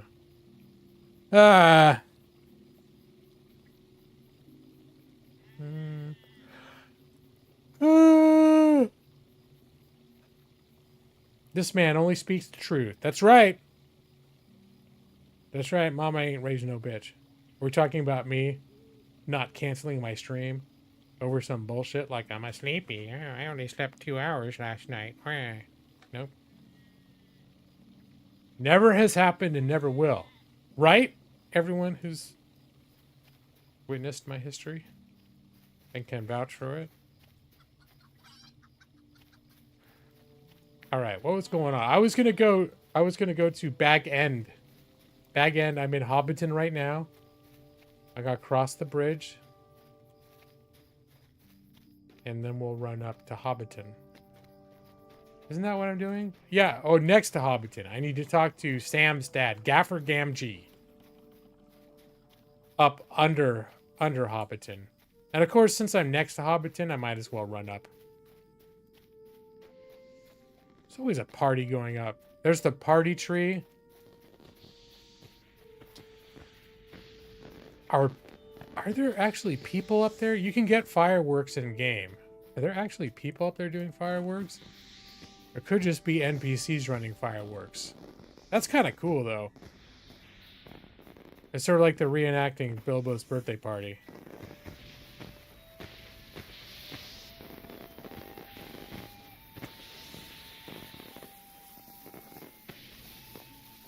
So, no, this is actually just a fireworks show.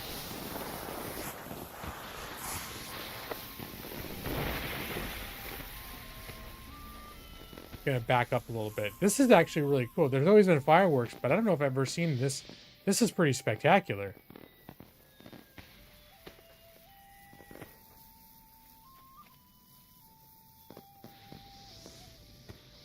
And then there's all sorts of like little games and activities and shit that you can play here. Fireworks, Gandalf. Fireworks. And is it going to end with the big dragon firework?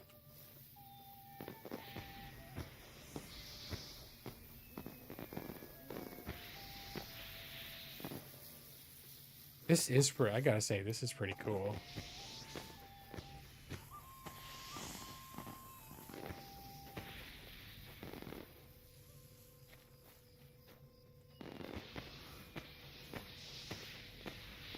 No, I'm missing fireworks. There's something happening behind the tree.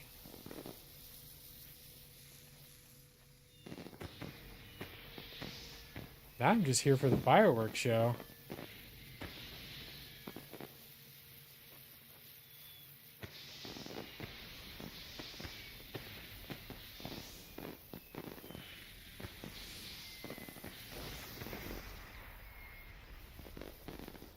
Ooh.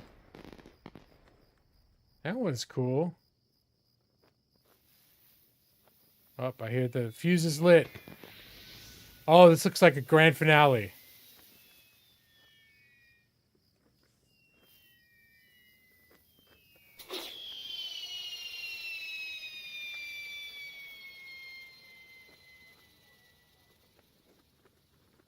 Oh. Oh, there's a dragon!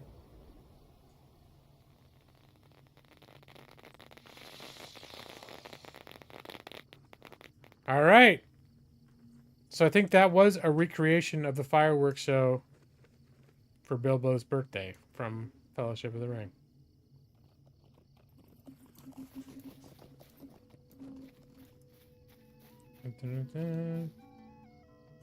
He didn't set off fireworks for the kids in the book. Oh no, yeah, that scene where he's in the cart and he's driving by and he's like, boom, sets them off. That was a little, just a little moment. I don't think, yeah. I don't recall it happening in the books. I don't think it happened in the books. And what is my real name? My real name is Ryan. Ryan with an R. And that's as much as my real name as I give out. Because, well, if I really wanted to do, like, make my channel part of my law practice, I would be saying my name. But that's not what my channel is about. I like to draw lines and, keep a certain degree of anonymity. There's always that fear you're gonna get super famous and get doxxed and shit, you know? Didn't end up happening. Although I think we've run across a creepo here and there over the years that I'm glad that there's some trolls here and there where you're kind of glad that they don't, that they can't look you up. Oh wait, yeah, we're going to a bag end. All right. Here, we've got to get the proper approach. Back to the main road. The hell is that sound? There's a cat with like a glowing shit on top of his head.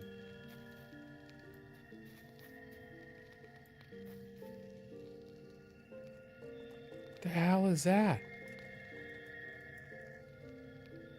That's the spookiest shit I've ever seen. Okay.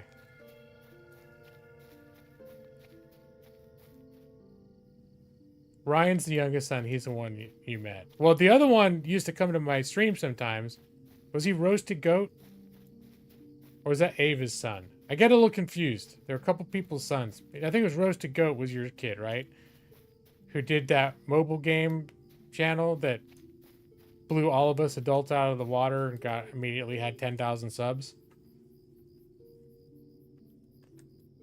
The Magic Pussy. Gabe is Roasted Goat. Because I met your younger son in real life, and he didn't know who anyone was. And you know, he was nice, but I don't think he was starstruck. And then I talked to, and you put Gabe on the phone. And my recollection of that conversation was me saying like, "Hey, buddy, how you doing? It's the gaming lawyer." Like I did some stupid shit, and he just didn't say it. I just heard like nervous breathing on the other side of the phone, and I was like, "Oh, well, guess I broke your kid." And handed the phone back to Mike. I think Mike, you said he was really bashful or something. It was just really like caught him off guard or something like that. So probably the only person in the entire world that ever got starstruck enough by me that they didn't know what to say.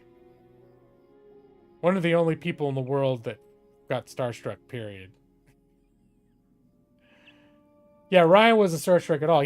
We're hanging out in the streamer house where all like basically the biggest YouTube gaming streamers were hanging out. He wouldn't have known one from Jack. He's just like, oh, it's just these grown-ups hanging around talking about boring grown-up stuff.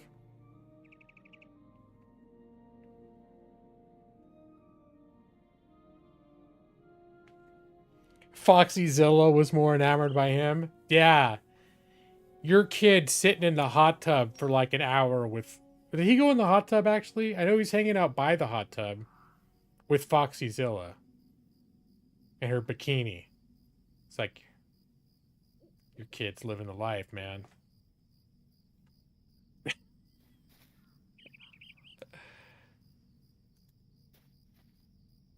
All right. Well, he did go in the hot tub. That's what I thought. Yeah. So this is Bag End. This is where Bilbo lived. I think it's an instant interior. Have I accomplished anything? I did a couple of Bingo Boffos quests or whatever. You're probably still here when that happened. And then we talked a lot about Lord of the Rings and how this game interacts or overlaps with the books, more specifically than the movies. And then we talked about the movies and how we felt about the different editions of the movies and how well the movies portrayed the books. You missed a whole bunch of fun stuff that I think, in fairness, every time I play Lord of the Rings, ends up being discussed. Like, whatever, we didn't discuss it last time, but it seems like if I play Lord of the Rings for, every few years I'll play it, at some point during each little binge, a lot of those topics end up coming up. The Hobbit hole has inaccurately tall ceilings. You're right, it does. It does. Is this like a... Is that chair... That chair is almost proper scale for me to sit on. Yeah. No one's hitting their head in here. Oh!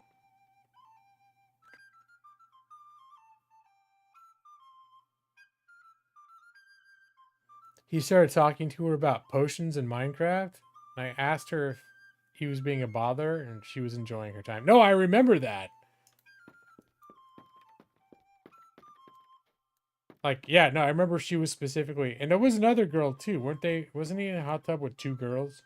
I want to say... I don't know if it was Lucifer or someone else. But I want to say he was in the hot tub with 2 girls, like, in bikinis. And, yeah, and we weren't. We hung out with Dark Jake. I like Dark Jake, but he's no lady in a hot tub in a bikini. That's all I'm gonna say. I'll leave it at that. Yeah, the Lucifer yelling at us thing was quite the experience. I think that was really the first time I was aware, like, that she could be kind of volatile. I'd see it after that a ton. Like, she's got that side to her, like, in her streams and shit. She's fairly easily triggerable. But I remember being shocked.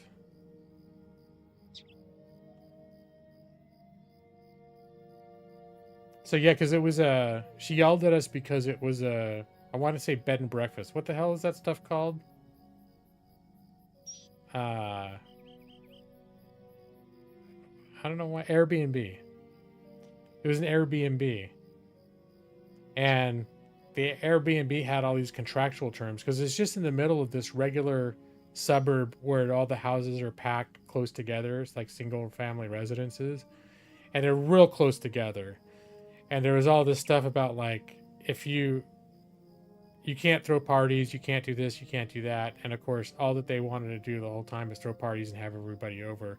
And by the time we got there, I think Lucifer was at her wit's end because she'd, like, signed the agreement. Not everyone had signed the agreement for the place, but her name was on the contract. And she was super freaked out that she was going to end up, like, I don't know if she had a deposit that was going to get taken away or what, but she was super freaked out that they were going to be too noisy and the neighbors would complain and some bad contractual thing was going to happen to her as a result. That's why she was mad. But she came out like a holy fucking force of nature when she came out and told us all to be quiet.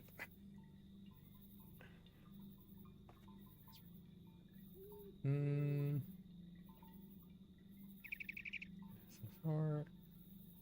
one girl you met is helping you through it.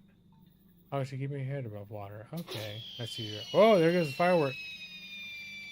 Are they gonna have a fireworks show in the morning? Oh, look, it's the big one. That's a good view from up here. Whoa, all right. Well, this is a nice spot to see that big dragon firework. All right, let's stay focused. I'm going to Sam's dad's place. I'm going to go see the gaffer, Brad. I've got a quest to see the gaffer. So you're asking if I'm getting stuff done?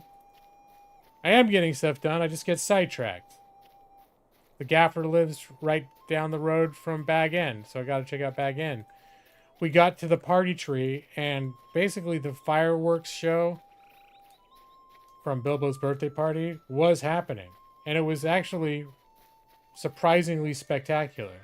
Much more impressive than I remember any fireworks being in years past. Oh, wait.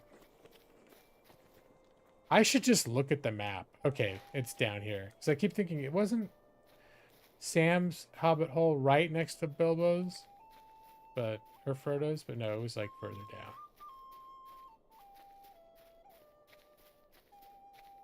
She's a saint. Got you in love and shit. Oh, dang, man. Well, that's quite a turnaround. It's quite a turnaround from a week ago.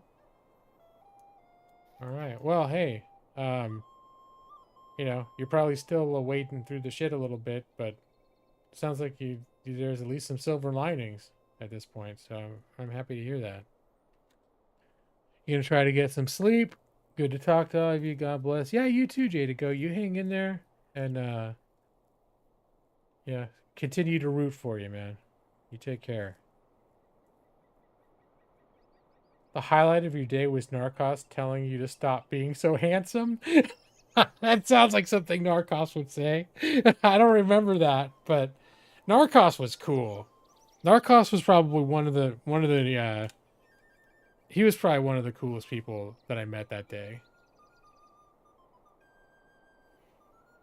And he was making a lot of good friends there. Like, he seemed like the guys that he fell in with, that he was hanging with, like they just all were like, I don't know. He just seemed like he's somebody that would be really easy to become really good friends with if you just spent enough time with him. Is a very nice young man. Yeah. Yeah, he stopped everything, right?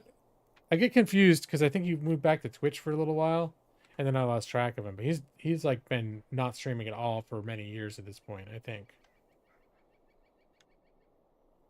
Because he was married and kids were happening and stuff like that. I know he had a lot on his plate back when he was a streamer. And I think he might have talked about that stuff a little bit when he was on stream too. I can't remember. But when I talked to him, there was some YouTube event that was held at this like bar and grill, where a lot of people showed up, and Narcos was there, and Narcos hung out with just me in a corner outside for probably like 20 minutes, just him and I just talking, and it was super cool.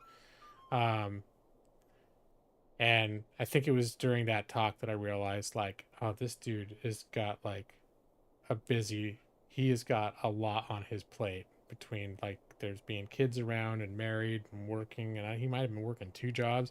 Dude fucking worked his ass off, and when he streamed, it was literally like the only empty space in his day from the time he turned the stream on to the time he turned it off. It was that chunk of time was literally he had shit he had to do leading up to the very minute that he started the stream, and he had shit that he had to do from the very minute that after he stopped the stream. There was more shit he had to deal with. Might have been tucking in the kids, something like that. Not like he was necessarily still working or whatever, but still. And it was sort of like you wouldn't know it to hang out in the streams that he was this dude that was like almost always under a tremendous amount of stress. That what he was doing was part of a very responsibility heavy life.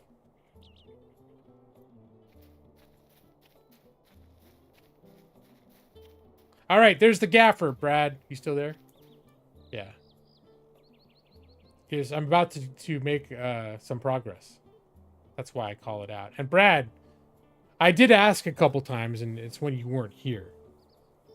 I was asking if you enjoy watching me play Lord of the Rings Online more, because I created a character called Bradrond. I can't recall what your opinion is of me playing Lord of the Rings to begin with. I know you've told me before, and I've forgotten. I don't feel like you're hostile to it. I feel like it might be one of those games that falls into your indifferent category. It's not going great for you, but that helps. Okay, what is that? Look at that brilliant sunrise, Brad. How could you not be having a great time watching me look at that sunrise from outside the gaffer's house? There are actually moments like this where like I'll look around this world and go, holy shit. Like it's a little bit breathtaking. They have very dramatic skies. They do skies very well in Lord of the Rings Online. They always have. All right, so we're seeing the gaffer that Bingo Boffins decided he wants to go on an adventure, and he sent me to come ask the gaffer because since the gaffer lived next door to Bilbo for many years, if the gaffer picked up any advice on how to do an adventure.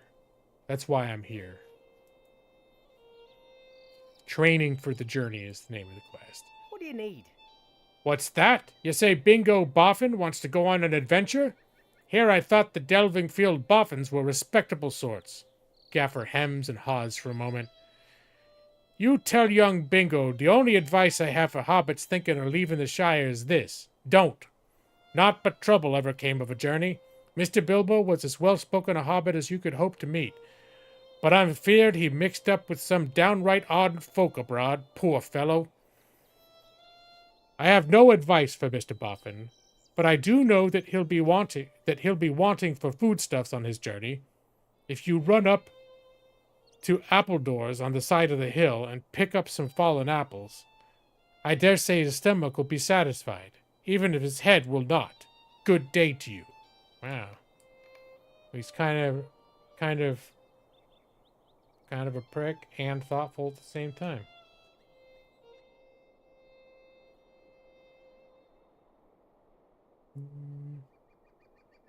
He was always so kind. He seemed to be so carefree. Yeah. Yeah, I was never someone who was in anybody's stream all the time. Narcos, I always enjoyed the time I was in his streams. And yeah, he always brought a real positive vibe to it. And I think that's sort of like, because I think Nar did want to treat it like a professional. He wanted to be a professional. And I think in a lot of ways he was very professionally minded. And so that's part of it too, is, you know, he was cultivating, I think he was sincerely a good guy, and he was sincerely cultivating relationships with people, but those relationships were also networking relationships, and I think they were both for him at the same time. And I think he, I mean, obviously he's friends with me, and it wasn't like I was in a position to make him famous or anything. So it's, you know, that's what I mean. Like, he was professional, but it wasn't like, he's just like, what can I get from this person? It wasn't like that. I think he just thought from a professional level that it just was to his benefit to just be nice to everybody and try to be like friends, make friends with everyone you come across, which can be a good business strategy. And also it's just a good philosophy and a way to approach life, which he kind of, I think, was. But I think that level of professionalism, like, you know, in my streams, I talk about having cameras stuffed up my pee hole. That's not a professional way to run a stream. Now, I omitted that detail when I was talking about my procedure earlier that I had last year. But that was the punchline. And that was a perfect example of a thing that Narcost would never have said happened on a stream. He could have had the biggest camera rod jammed up his pee hole, and then immediately went and started a stream afterwards. And he would not have told you that shit just happened, that he'd been traumatized and violated in that way by a medical professional that he trusted. Gila is the most professional. Speaking of professional, let's see some pipe cock. What? Why am I coughing? What the hell was that?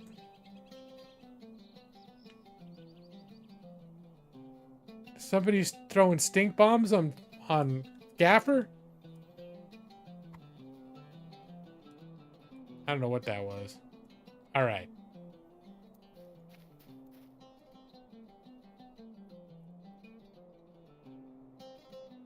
Mike, you literally hooked jumper cables to your nipples while playing Ocarina of Time? I don't remember that. He did. He saw it. I do not remember that. It is not your proudest moment, but also not your most shameful. I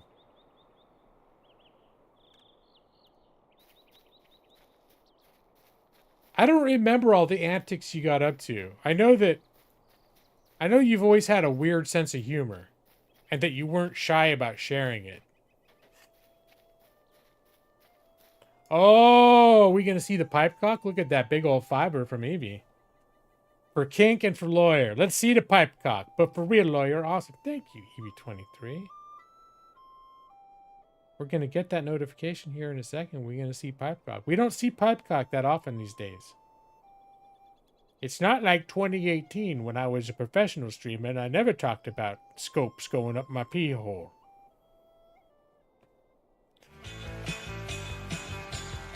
There it is. Still there.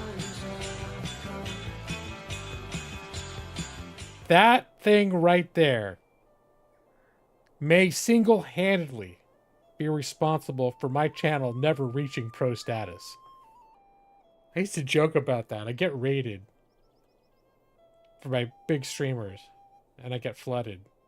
And everyone would be like, hey, they'd be like, hey, this gaming lawyer, he's a good guy, you should sub to him and all this stuff. And then somewhere within the first 2 to 3 minutes, somebody would give me a donation. And that thing would show up on the screen. And I'm pretty sure I ruined a lot of potential from raids when Pipecock showed up. But I also trimmed the fat of all the people that wouldn't have been so much fun to have in the streams. Hashtag blame Mike, I guess. Yeah, I remember that. I remember that being a thing. But then as I recall, some people took that a little far of Mike being, oh, Mike's a weirdo. And that was my last impression of that, is like people ran a little too far with that gag. So I stopped using it. The hashtag blame Mike.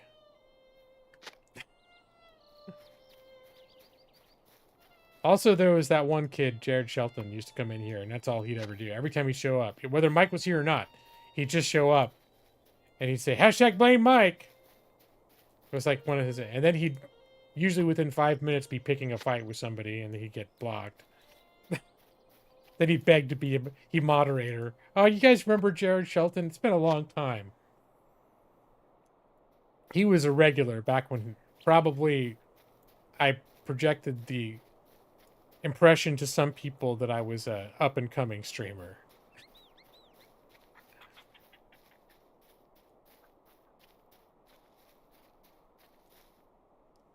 All right. Am I going back to what? Let's see. Return to Gaffer Gamgee. Okay. Oh yeah, kids trying to be mods was like a thing that happened. That's still every once in a while. Like, I think that still happened as recently as this year. Some rando kid would show up and be like, can I be mod? Of course, at this point, it's so unusual that I almost think, like, is this just like an alt account from somebody that I know already? That's just doing it because, like, just to inject a little memory of the olden days. It still happens, Kink. Just maybe not here. Yeah. Yeah. No, I don't... Mostly it's the same people showing up in my streams over and over again. So, if you're coming in here... My channel hasn't grown since 2018. So, yeah. There's not a lot. There's not a lot. There's not a lot of new faces that I haven't figured out. That I have not added a new mod. I don't think I've added a new mod since 2017. I want to say there was a certain point in 2017 I made a bunch of people mods, and then I stopped. And I just was like, no one else is going to be mod now. That's how I dealt with that issue. Because at that point, people were still coming in saying, I'm going to be mod. And I just say, I stopped adding mods last year. So I'm just not adding them anymore. I have enough mods. Look in the chat, for Christ's sake. They're all mods. Nobody can ban anybody in my chat because they're all fucking mods already. But they've all been mods since 2017. You rarely miss a stream, helping to keep my viewer numbers down. I don't know. Maybe your sour disposition is one of the secret ingredients that keeps the. I mean, that's the thing where like Dark Jake blew up, and Mike, did you experience the thing too about playing the what is Super Mario Maker, and all of a sudden having a busy having your busy streams, and it's a bunch of 11-year-olds. It's like, what good is 200 viewers if they're all 11-year-olds shouting, shout me out and give me mod? Say my name. What is that one? Just say my name. Say my name. You'd see they'd spam it in the chat. Hey, shout me out. Say my name. You just got mod shipped just like 5-6 years ago? Yeah, maybe 2018. Wait, but I thought we met around VidCon. That's why I say I think I stopped giving mods out in 2017. Because most of the people that I met in YouTube, I met in 2017. And I didn't meet them necessarily at VidCon, but it was around that time. And I feel like around that time is when I met you, King. And probably around that time is when I gave you mod. Oh, okay. Hey, yeah. Oh, humor. I understand. Ha ha. I am familiar with that concept. I am the gaming lawyer.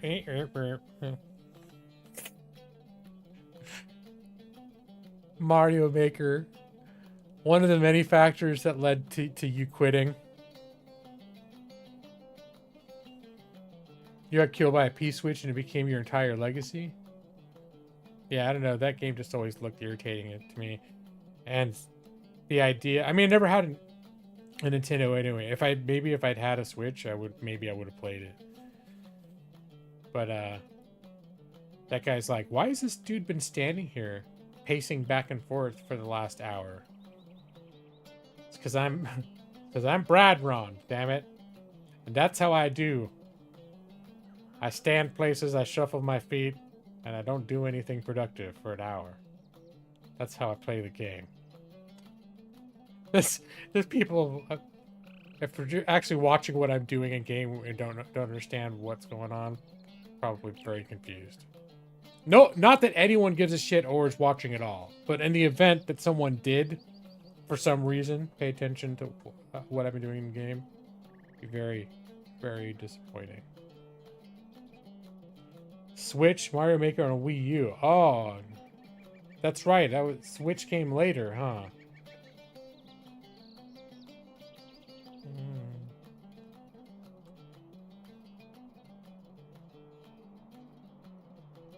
I meme too hard for my own good sometimes. Oh, you mean I just got mod ship. I see what you're saying. I didn't, but sometimes it's not your fault, Kink. Now, first, there is that combination of I got 2 hours of sleep last night. And then also, sometimes the written medium, especially when I'm reading the written stuff, doesn't connect well anyways. And I totally don't get the tone. Now that I'm looking back at it, I think I see what you're doing. But the moment is past. I shouldn't still be talking about it. It's just I happen to look up and see it again and go, oh. Okay. Yeah. My goodness. I am starting to get sleepy. Okay, I'm going to talk to the gaffer. And then we'll see what's what. Maybe I'll run around a little bit. Get some work done. You just lurking and dropping me. I'm here to do two things: lurk and drop memes. And I'm all done lurking. Or I guess it'd be I'm all done dropping memes. All right, training for the Is journey. there something I can do for you? This looks to be a fine batch of apples. It should give Mr. Boffin a good start for his journey. I don't mind telling you that when the apples run out, I hope he turns around and heads for home. The wild is no place for a hobbit. The gaffer gives you a nice basket in which to hold the apples. Alright. Whenever you're in any chat, you're just making jokes pretty much the whole time. Well, that would make me sad if you're in here, because you chat. When you're here, you participate a lot in the chat when you're feeling participatory.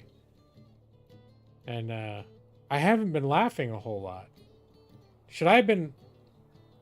Had your comments been properly appreciated? Should I have been laughing at all of your comments?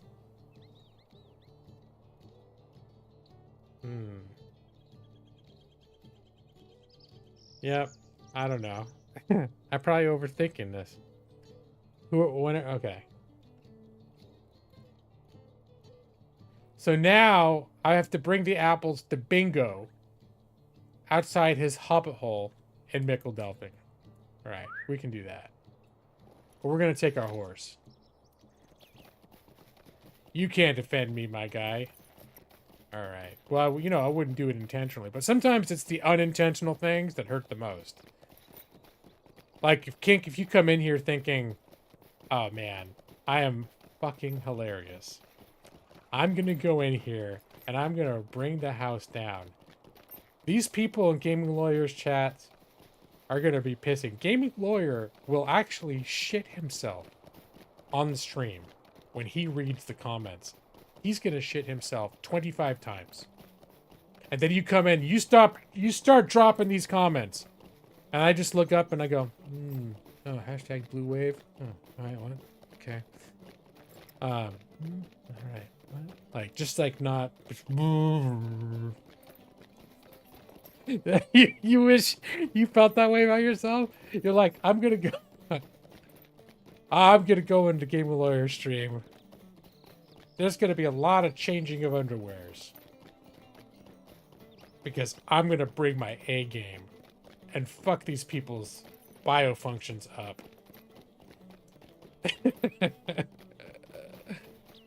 Like Mega Eevee with the jokes. No, but Kink's jokes are Kink is like organic. No, I don't think Kink is...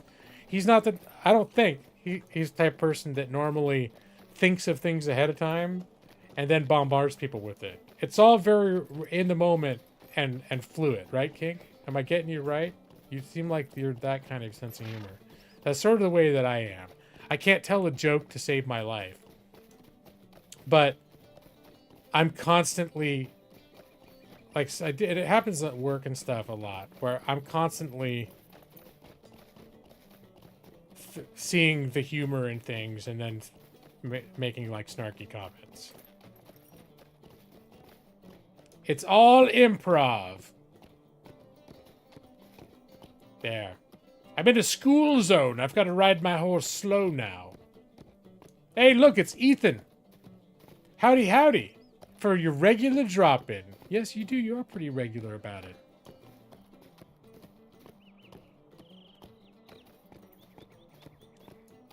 See, then I just thought of a stupid joke that popped in my head. Would have been completely spontaneous. And it was that it'd be even more regular if you popped in on my stream while you're on the shitter.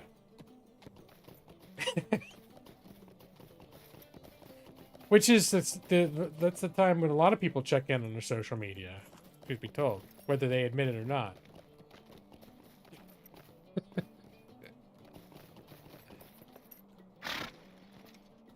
I'll bet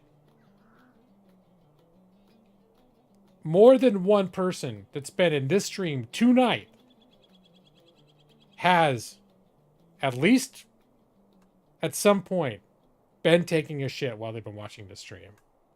I'm not going to point any fingers. I'm not claiming to know who it is. I don't know if it's Kink or it's Brad or EV23. But I would bet. Okay, maybe at least one. Probably more than that. At some point was on the shitter while watching this stream. This very night. Somebody in this room right now. It says there's 9 people in here right now. Statistically speaking, one of them is on the shitter right now. Yes, is what I would say if you were correct. No, everyone's denying it. Well, what's the first sign that someone's on the shitter? They deny that they're on the shitter. All right? So all you're doing is drawing the spotlight onto yourself. Not I. Mm-hmm. All right, I know what you're up to over there, EV23. It's been spicy taco night, EV23. Sorry, I'm getting goofy. It's the denial, yeah. It's the strike center. Oh my gosh. You know I'm tired when I start getting goofy like this. And no, for the record, Evie, I'm joking. I don't actually think that because you said you weren't on the shitter that I actually think you're on the shitter. At least I give it only about a 50-50 chance. Sorry. All right, I'm getting loopy, you guys. This is how I used to get sometimes. Do you guys remember before I moved out of LA when I didn't have set work hours? And all of my streams went until after, like, usually till 1 or 4 in the morning or later. And there were some of those streams where I'd just hang out and keep talking to be like 3 in the morning and I'd start getting loopy. It's good times. You love the goofy times. There you go. All right. And you know I'm just joking. 50-50, Evie. Every joke's got a kernel of truth. And it's just, speaking of kernels, did you have any corn? How'd that come out? Okay, I'm gonna stop. Jesus Christ. Okay. Yeah, I'm definitely getting I'm getting goofy. I'm getting goofy.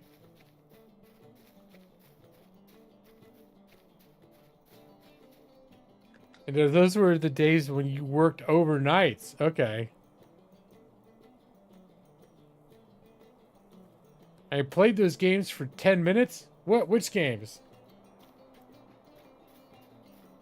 This is me. This is me reading chat again and being like, what? What does that mean?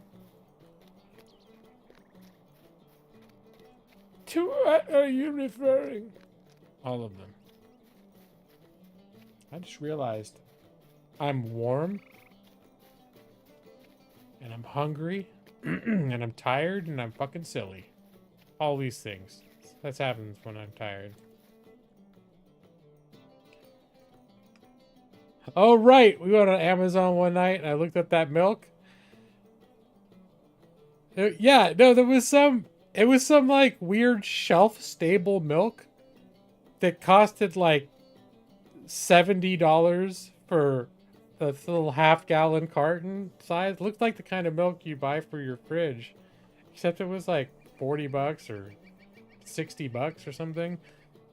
And if you look at it, all the reviews, it's been review bombed, and all the reviews are people talking about how this milk changed their life. All these dramatic stories about how amazing this milk is, how it like saved their marriage and shit. That was some good stuff, yeah. The diaper has changed. I told you somebody was on the pooper. Or in this case, not on the pooper. But still pooping. HRT, the shelf-stable milk that the Navy uses. There are a few, I think, products like that on Amazon. At least there were. But yeah, that was... I remember you at. That was one of my, like, after... Because I used to do that. I'd stream... Well, I still do it. Where I'll stream and usually I'll hang out for a little bit. It seems like I've been getting a lot more tired lately, especially since we got Millie. So those post-game stream hangouts tend to be not so long most of the time. Unless Brad gets me reading evidence, a structured approach, then the post-game show can go on for a considerable amount of time.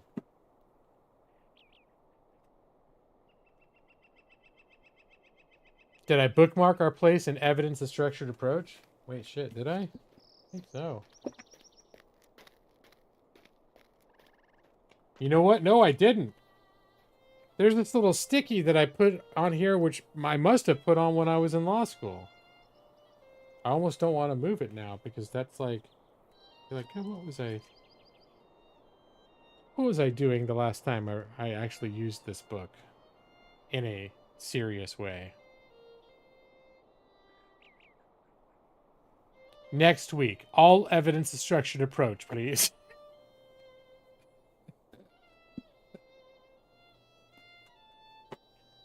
I have a feeling you would enjoy if my streams were just me and just goofing around reading evidence structured approach for 4 hours every Thursday.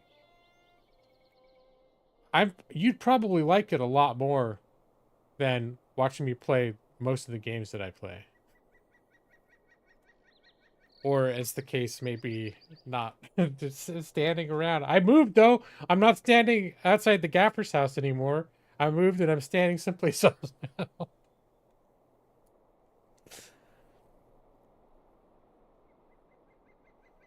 Diaper changing is no longer your thing. That was exhausting. Can't wait for his parents to pick him up. That's fair. Millie is still into eating her own poops. I think she's developing a real problem. She's getting more. And the last time when I came out of work and I laid in bed, she jumped up on my bed and she got real snuggly with her face licking me. And I think she actually had shit on her mouth when she was doing that. Because it was like, I smelled this shit, and I was like, oh, get off of me. And then she ran off. And then I could still smell the shit until like I went to the bathroom to like clean off my beard. I think she nuzzled my face and yeah. Gross, dude. Fucking dog, man. Brad? Fucking dogs, right? Fucking dogs and their bodily functions. Am I right?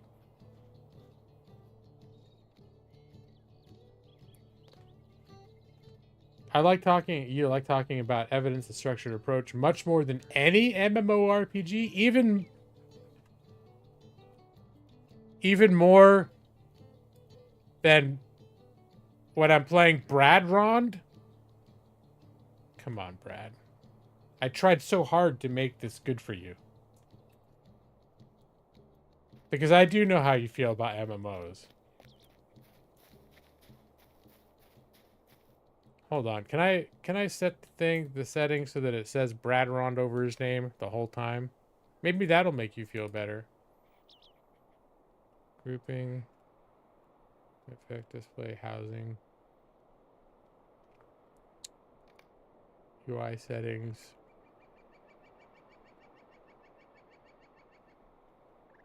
My character's name. There it is. Brad Rond. There. Now we can see it all the time.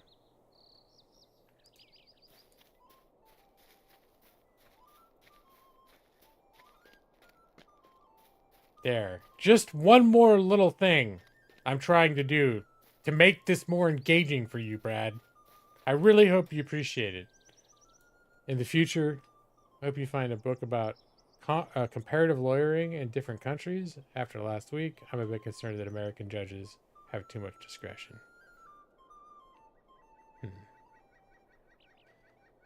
I'm actually not sure how it works in other countries. I know that most of the rest of the world does not have the adversarial precedent system that we do. And they work off of a civil system where it's like literally case law is not binding and everything is very thoroughly laid out in statute. And but I don't know exactly if that makes judges more like gives them less flexibility, because I've never looked at what those statutes actually say. I know our statutes have a lot of very broad things, like was somebody acting reasonably? And that's the standard. It's like, oh, were they acting reasonably? And then depending on whether you answer yes or no, then they broke the law or they didn't break the law. And that's where the courts come in. And they're like, no, that was not reasonable. Boom, jail. I mean, this is actually more for it's more for civil law. The reasonable standard is about negligence, normally associated with the tort of negligence. But I'm just bringing it up as an example. I feel like most lawyers wouldn't know much of anything about that. Seems like some very specialized legal scholar. Well, no, you're right. In comparative lawyering in different countries, most lawyers aren't going to learn any of that shit. Unless for some reason they were training to do international law in a way that required them to like be licensed in multiple countries. Because when you learn here, it's very geared towards you're going to pass the bar in a certain jurisdiction, and there's 100 million things you need to know when you walk into that exam. And so you don't really learn anything else. You might have a few electives, and then you can learn a few things that aren't going to be on the bar exam according to your tastes. But I don't remember. I think there was an international law, but I never took it, and I have no idea if that even talked about what laws happen in other countries, or if it was just about how our laws applied, like how American, United States laws governed our international affairs. It's probably more what it would have been focused on.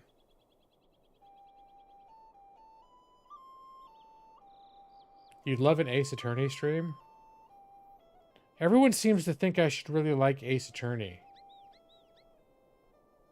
But whenever I've watched other people stream it, I've thought it looked irritating. So I've never really wanted to get those games. Maybe it was the people I was watching play them that were irritating.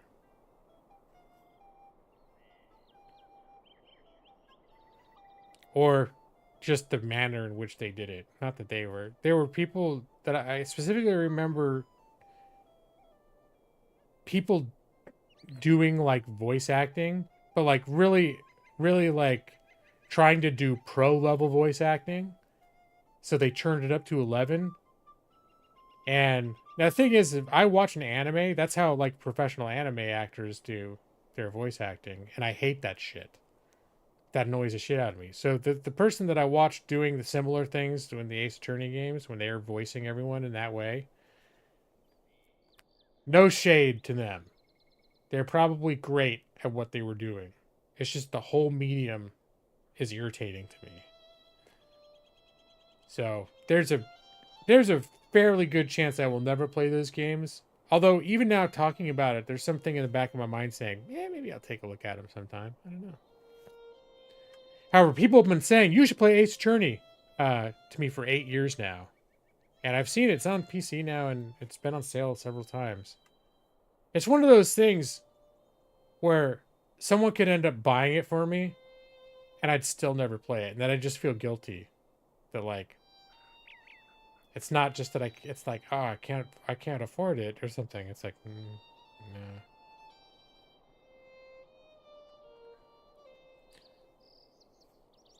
That I would have been as annoyed as fuck if you watched my playthrough, but I don't voice them and I don't get into them, so I need to.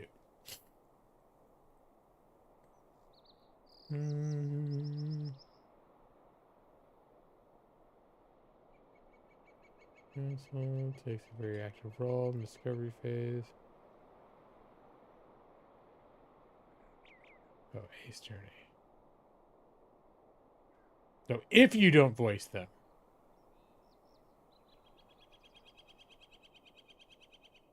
Oh, there's me I am getting so fucking tired, you guys.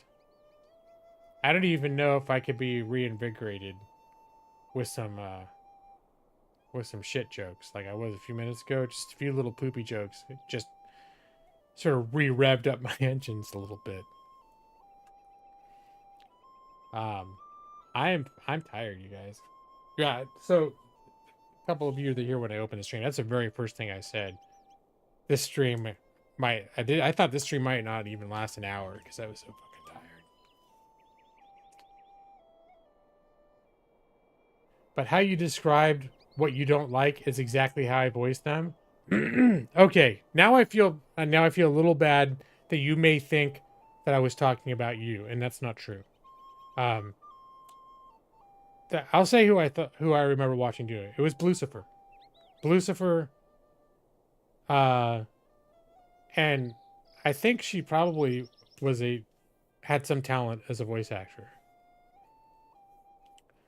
But when she was doing Ace Attorney and doing these voices, and I was just like, and probably Kink, if I did watch you do it, which I don't recall doing, I probably would have found it irritating. You know, you're probably right on that count, based on what I described.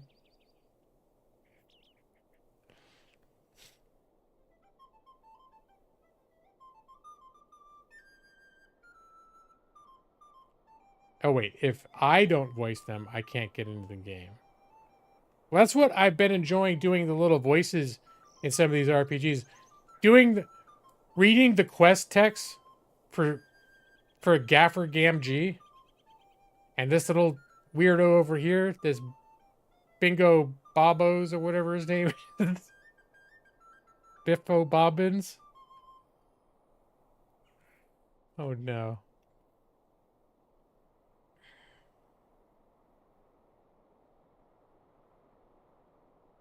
Can I point you toward another streamer who also happens to be a lawyer? You can. Is it Atrexus Lives? Who became Artie's something or other? Is it that guy? I only ask because he's someone that was in our circles back when we were streaming that started his channel.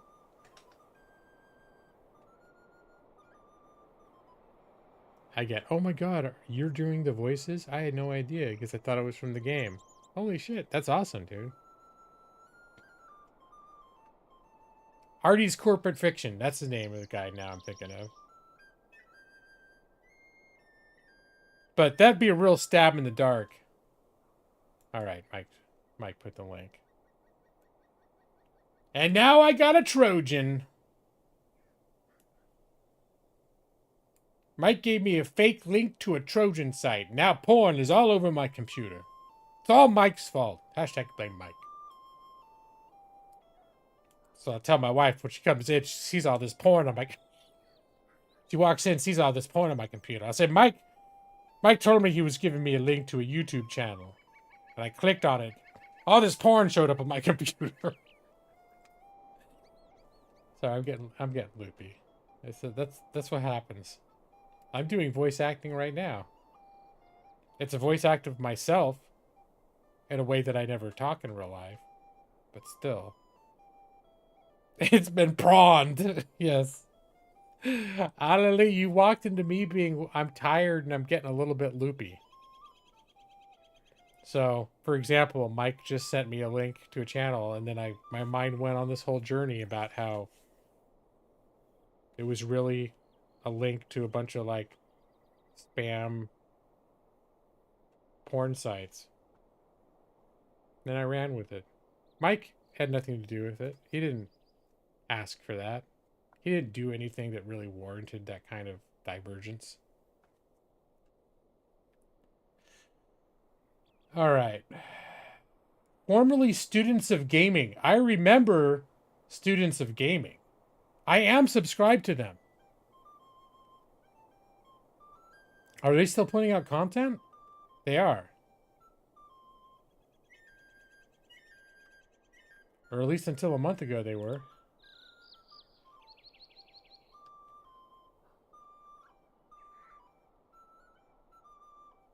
Oh yeah, and they're like highlighted reel on their front page is an Ace Attorney playthrough.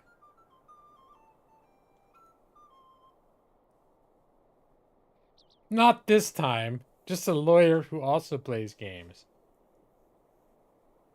No, I know this guy. I mean, I've subbed to him before. Maybe I met him through you. But either I came in on a raid to his place at some point, or he came in on a raid to mine.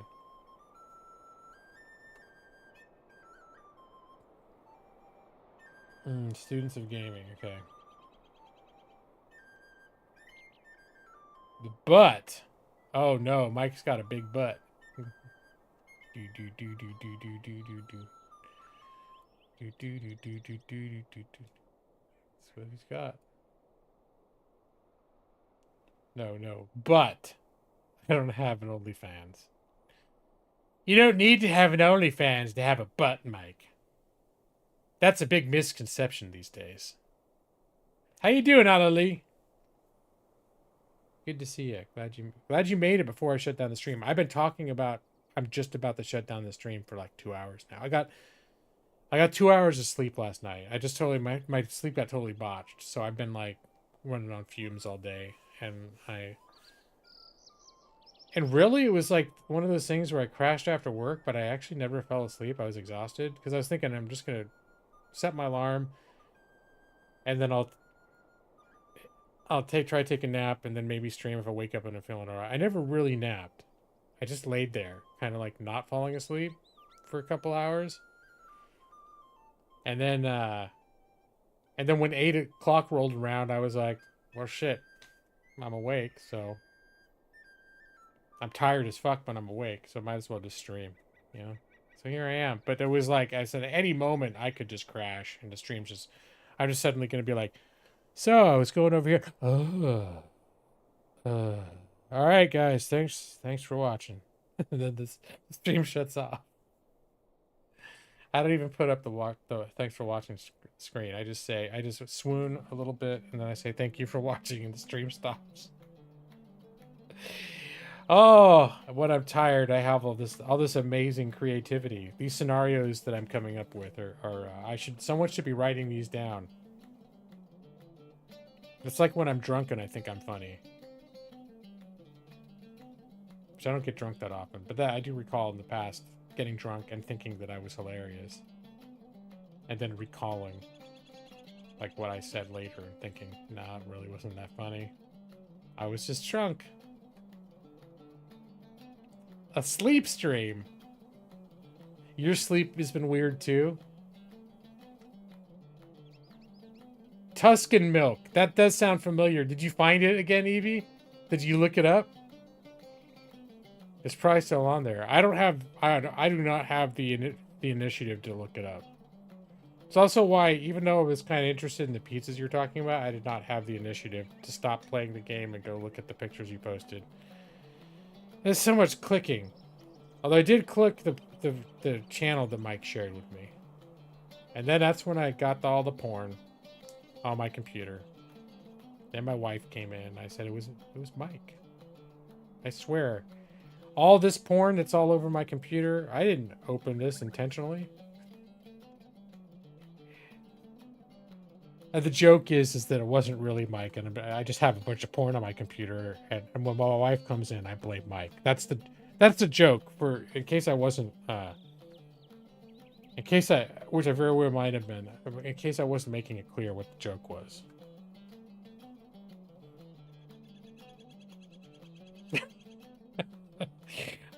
I didn't open this intentionally, not a third day in a row. A sleep stream. Is that a thing? I mean, my bed's right there. I could just go lay down. But Tuscan brand whole milk. That's sounding more and more familiar as the milk that was referenced earlier. The milk that has touched so many lives.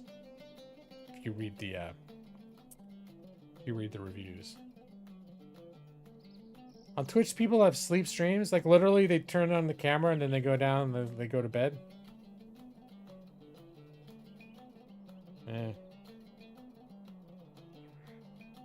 That would bother me. I wouldn't want to do that.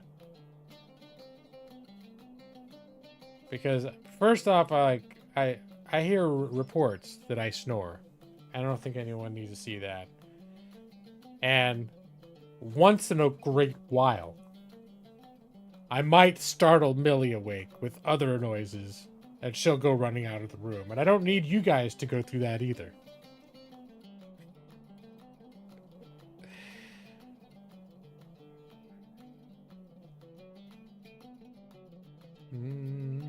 I think the streams are for the people that do professional sleep streams are people that have very silent gaseous emissions.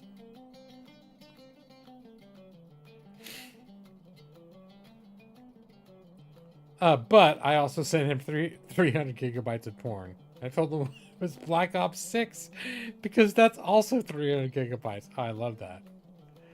Why is it 300 gigabytes? Is it? I don't think I've seen a game over 200 that I can recall. There's a few games I've gotten that have been in that like mid-100 category. But 300, that's a lot. A sleeping dog stream seems more viable. Yeah. Well, didn't I do that a little bit? Did I do that on my stream last week where Millie was sleeping and I turned the camera on her and like zoomed the view in? And we're just like, man, we're just going to do this for the rest of the night. She's just laying there asleep.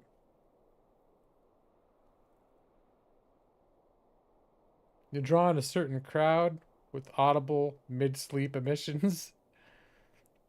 And you thought that the 8-year-olds who watched Mario Maker were irritating. What's the crowd that comes in to watch the night emissions?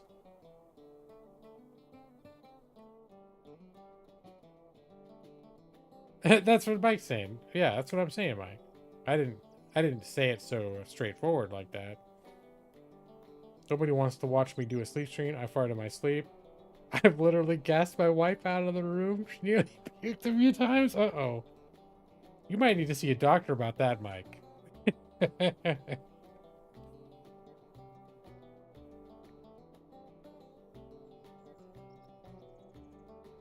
I was still also doing things. Well, yeah, it wasn't...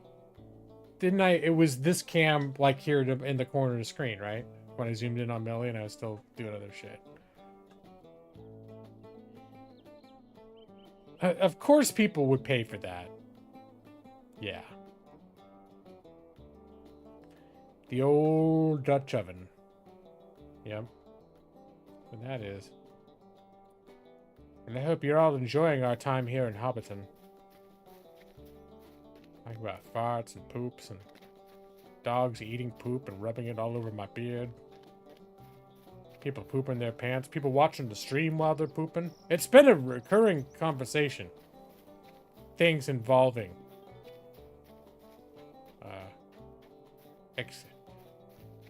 I was gonna say extrusions, but that's not right. Expulsions from the anal cavity in one form or another.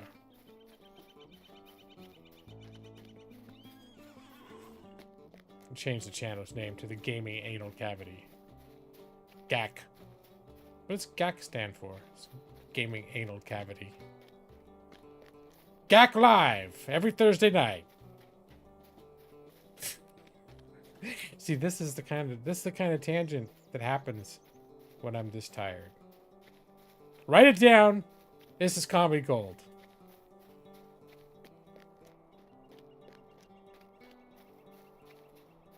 You found the milk? Cool. I feel, provided that it's still on the website, which probably is, I feel like if I did a Google search, I could find that milk in like 5 seconds. Just by Googling expensive milk with funny, Google expensive milk with funny reviews. And probably someone's referenced it in a subreddit or some shit, and you can find it in 5 seconds. I'm not going to do it because I'm too tired and lazy and I don't care enough. But I bet you could. I am frequently able to find things very quickly on the internet when I want to. When I know what I'm looking for. Your brand violates the Geneva Conventions. YouTube's most intellectually rich channel, the Gaming Lawyer's House of Poop. I need to do a new intro for that. Let's see. It'd be something like 45 seconds of gameplay. it'd just be a bunch of fart sounds and like animates of poops floating across the screen. I need to get work on that. Write that down, somebody. Comic Gold.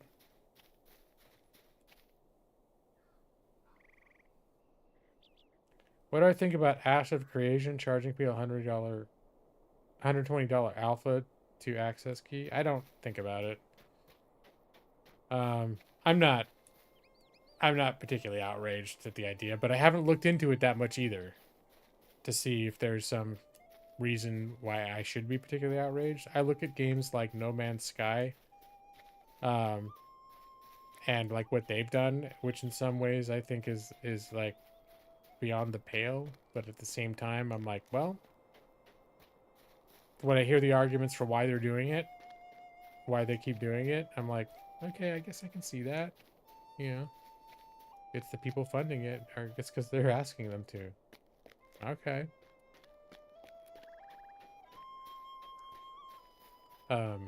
But I haven't really looked into it. I just heard the buzz that it was happening.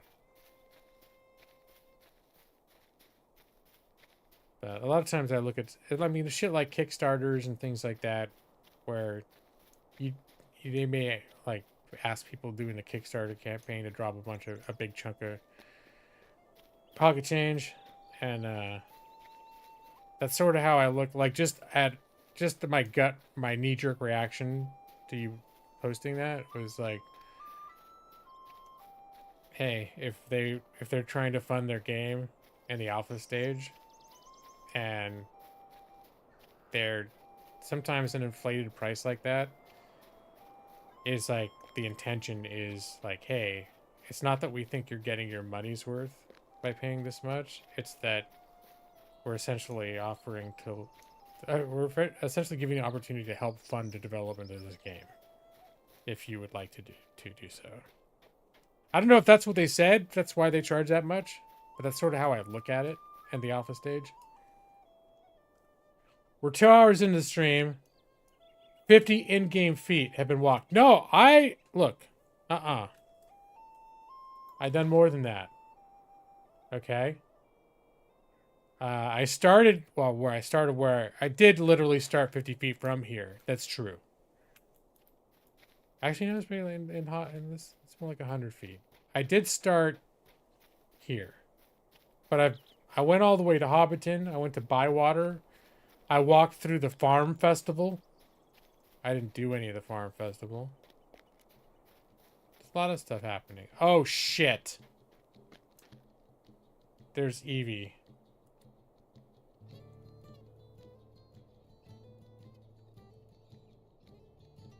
Yep. Only 3.7 average.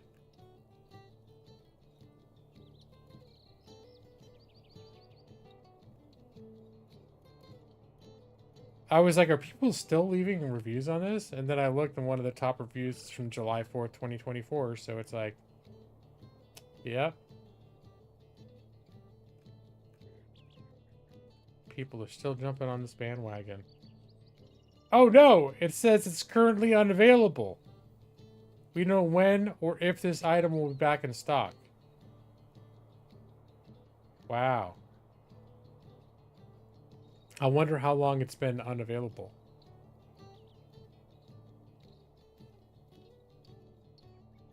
The similar items to consider are 365 condensed milk by Whole Foods. But that doesn't impress me much. It's only $5. If it were a 14-ounce can, which it is, that cost $80, then we can talk. We can call it a similar product. All these similar products are around $5. I can tell you, you get what you pay for, and no carton of milk is going to change your life for $5. All right. Well, thanks for sharing the link, Evie. I knew it would be there. Like I said, I have a feeling if I cared enough, I could have found it extremely quickly. But I didn't. But having the link just put there on my chat, that was enough to entice me to click it, to have a quick... It was like, I'm so lazy, I don't want to spend 5 seconds, and Evie pasted in the chat, I'm like, okay, I'll look at it now. All right. I will.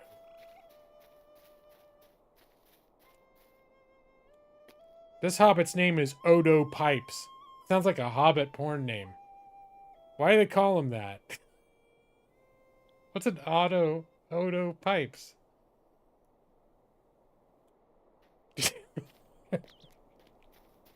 Sorry. Okay.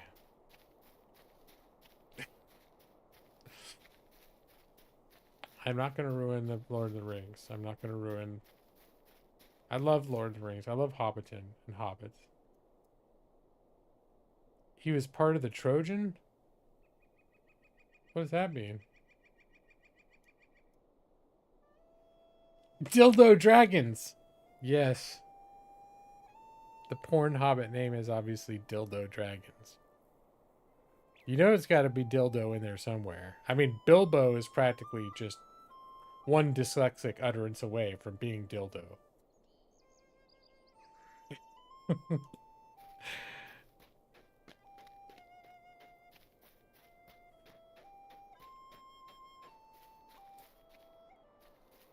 I mean, I could see Tolkien being like, I'm writing this story, you see, and I find it funny because my nephew, who I'm writing it for, he's dyslexic.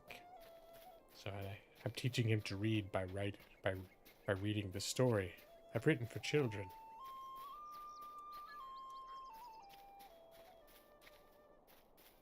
Alright, I'm gonna stop. Tired. I'm saying some dumb stuff. But it's Comedy Gold, write it down.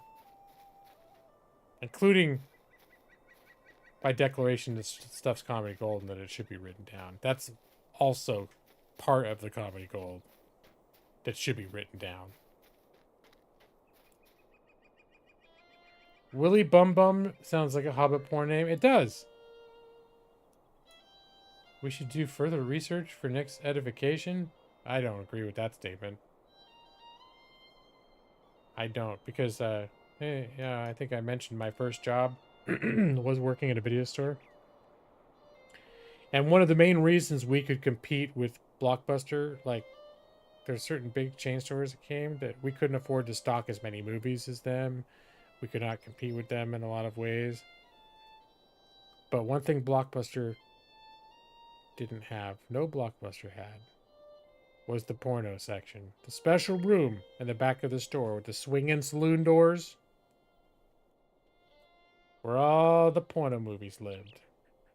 And let me tell you, any popular TV show or movie that you could think of, there was a porn version of it.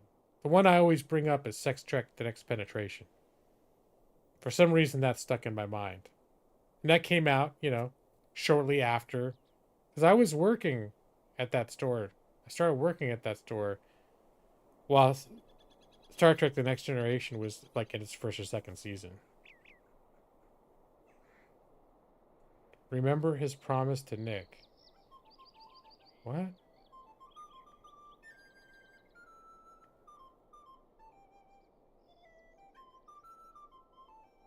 Did you hear about the exciting new Chick-fil-A streaming service? No. Is it exciting? And the Office parody, The Orifice. That's probably real. Nick, you think fast on your feet. So either you could be coming up with this stuff on the fly, but literally that would be like a porn movie. I would almost put money on the fact whether or not you actually just made it up or looked it up. Without knowing either way, I would almost bet that movie exists and it as a parody of The Office. Oh, right. I promised Nick that I would never play Willy Bum Bum again. And lo and behold, I haven't. Right? Wait, I'm trying to think. Did I ever play it like one more time when Nick wasn't here? I looked both ways and I played it. I don't know. Trying to remember.